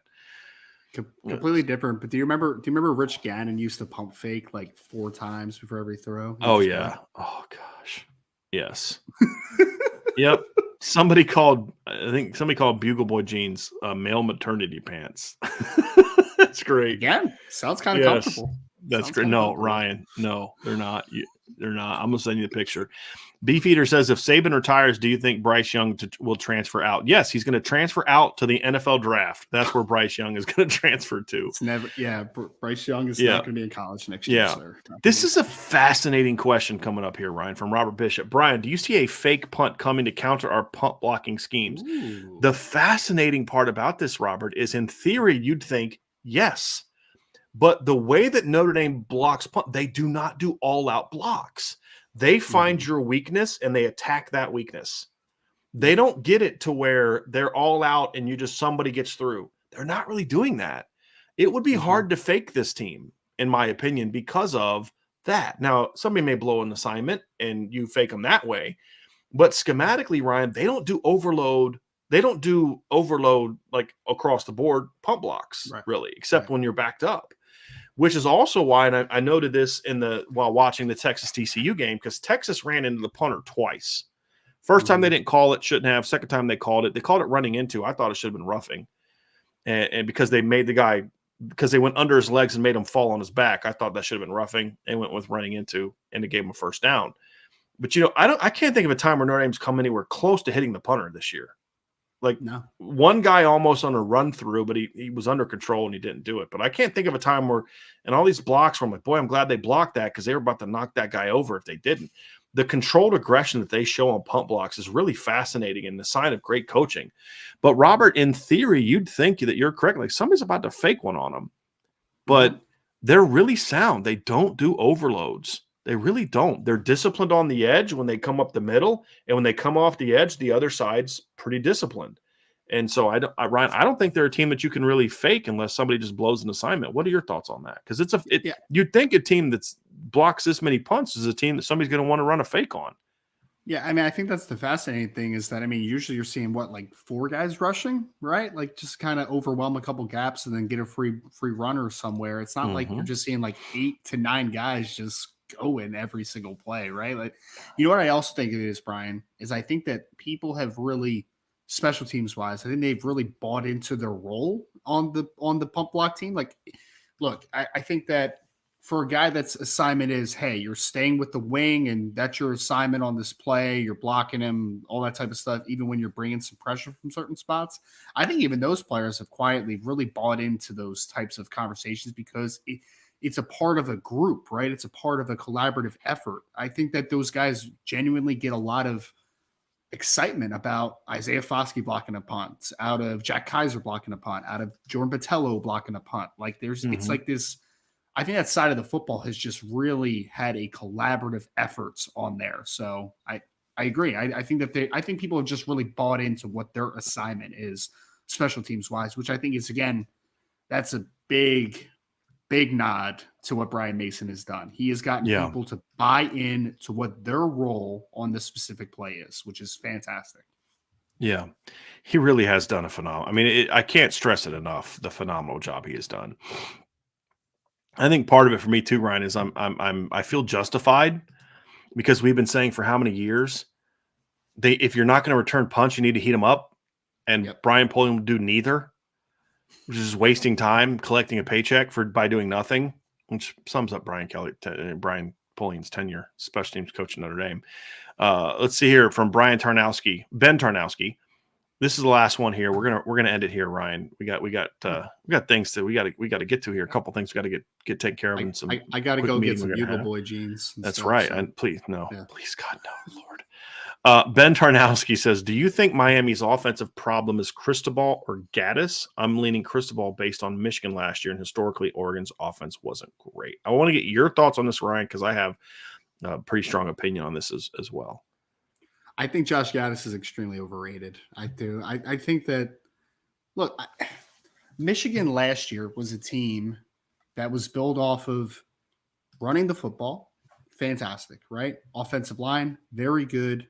And they had some skill position talent, but they didn't stress the defense in the passing game at all last year. I mean, that's why we're talking about Cade McNamara. And even with a more talented quarterback this year, I mean, they still have not really opened up the passing attack. So I think that it's Josh Gaddis' problem to start with, right? Like I think he's overrated as a play caller. I do. I still think that he's growing in that capacity, and he hasn't done anything where I'm just like, yes, that's the guy, right? Like this is why I want to give him so much money. But I do think that is a fault of Mario Cristobal overall, right? Because Mario Cristobal was the one that brought Josh Gaddis, right? So I think that's a misevaluation for him on who his offensive coordinator is. But I also do think that Josh Gaddis is a very overrated offensive coordinator. I do. Yeah. I think Josh Gaddis' success at Michigan last year had a lot more to do with Jim Harbaugh than Josh Gaddis, in my opinion. The other thing I would say is I think Mark Cristobal did a very good job at Oregon. Not great, very good. I thought he was a great fit at Miami. But the one thing you and I did talk about this summer, Ryan, was I did not like his coaching hires. And we basically said the defensive hires basically were those of a group that it's like you just brought in a bunch of recruiters and said, let's just load up on talent and I go get real coaches in 2 years. I mean, that I know of nothing from Kevin Steele's history tells me you would ever hire him to build a great defense schematically or technically. You build him, you bring him in to recruit great players. Yes. And that's worked to a degree. With the help of their booster program, it's worked to a degree because they're recruiting well. It's just they're not playing well. And I never understood the Steele Charlie Strong combo. Charlie Strong hasn't been a good assistant coach in a long time because he hasn't been an assistant coach in so long. And his last couple of coaching jobs were just really bad. So I didn't love the hires. I didn't like the fit for Josh Gaddis didn't make a lot of sense to me. But let's be honest, that wasn't his first choice. I mean, his first choice was Tommy Rees. Let's be honest about that, So, and clearly Josh Gaddis realizes that he made a mistake with some of the comments he's made this season. Like, that's like a dude begging to get fired. You know what I mean? Like, some of the stuff he said and done, it's like he's begging to get fired. And, like, they're just doing some of the weirdest stuff now when you look at what they're doing schematically and how they're using the quarterback rotation. It's like, oh, my gosh, it's ridiculous. It's absolutely ridiculous. So that's going to do it, Ryan, for today's show. Great questions. This is a fun chat, guys. I really appreciate that. We had a lot of fun last night, too. Vince and I did. So you guys are really bringing it this week with the questions in the answer session. But remember, 6 o'clock tonight, it is the IB Nation Sports Talk Show with Sean and Jesse. And then 9:30 tonight, me and Ryan for sure will be there talking about the college football playoff rankings, which start at 9. So we'll talk about those at 9:30.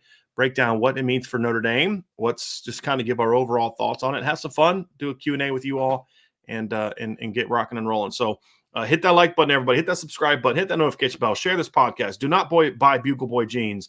Check out the Built Bar store. Check out the Irish Breakdown merch store. And, of course, as always, sign up for the message boards at irishbreakdown.com. And check out our website at irishbreakdown.com. So for Ryan, I'm Brian. Have a great rest of your day. And we'll talk to you again very soon on the Irish Breakdown podcast.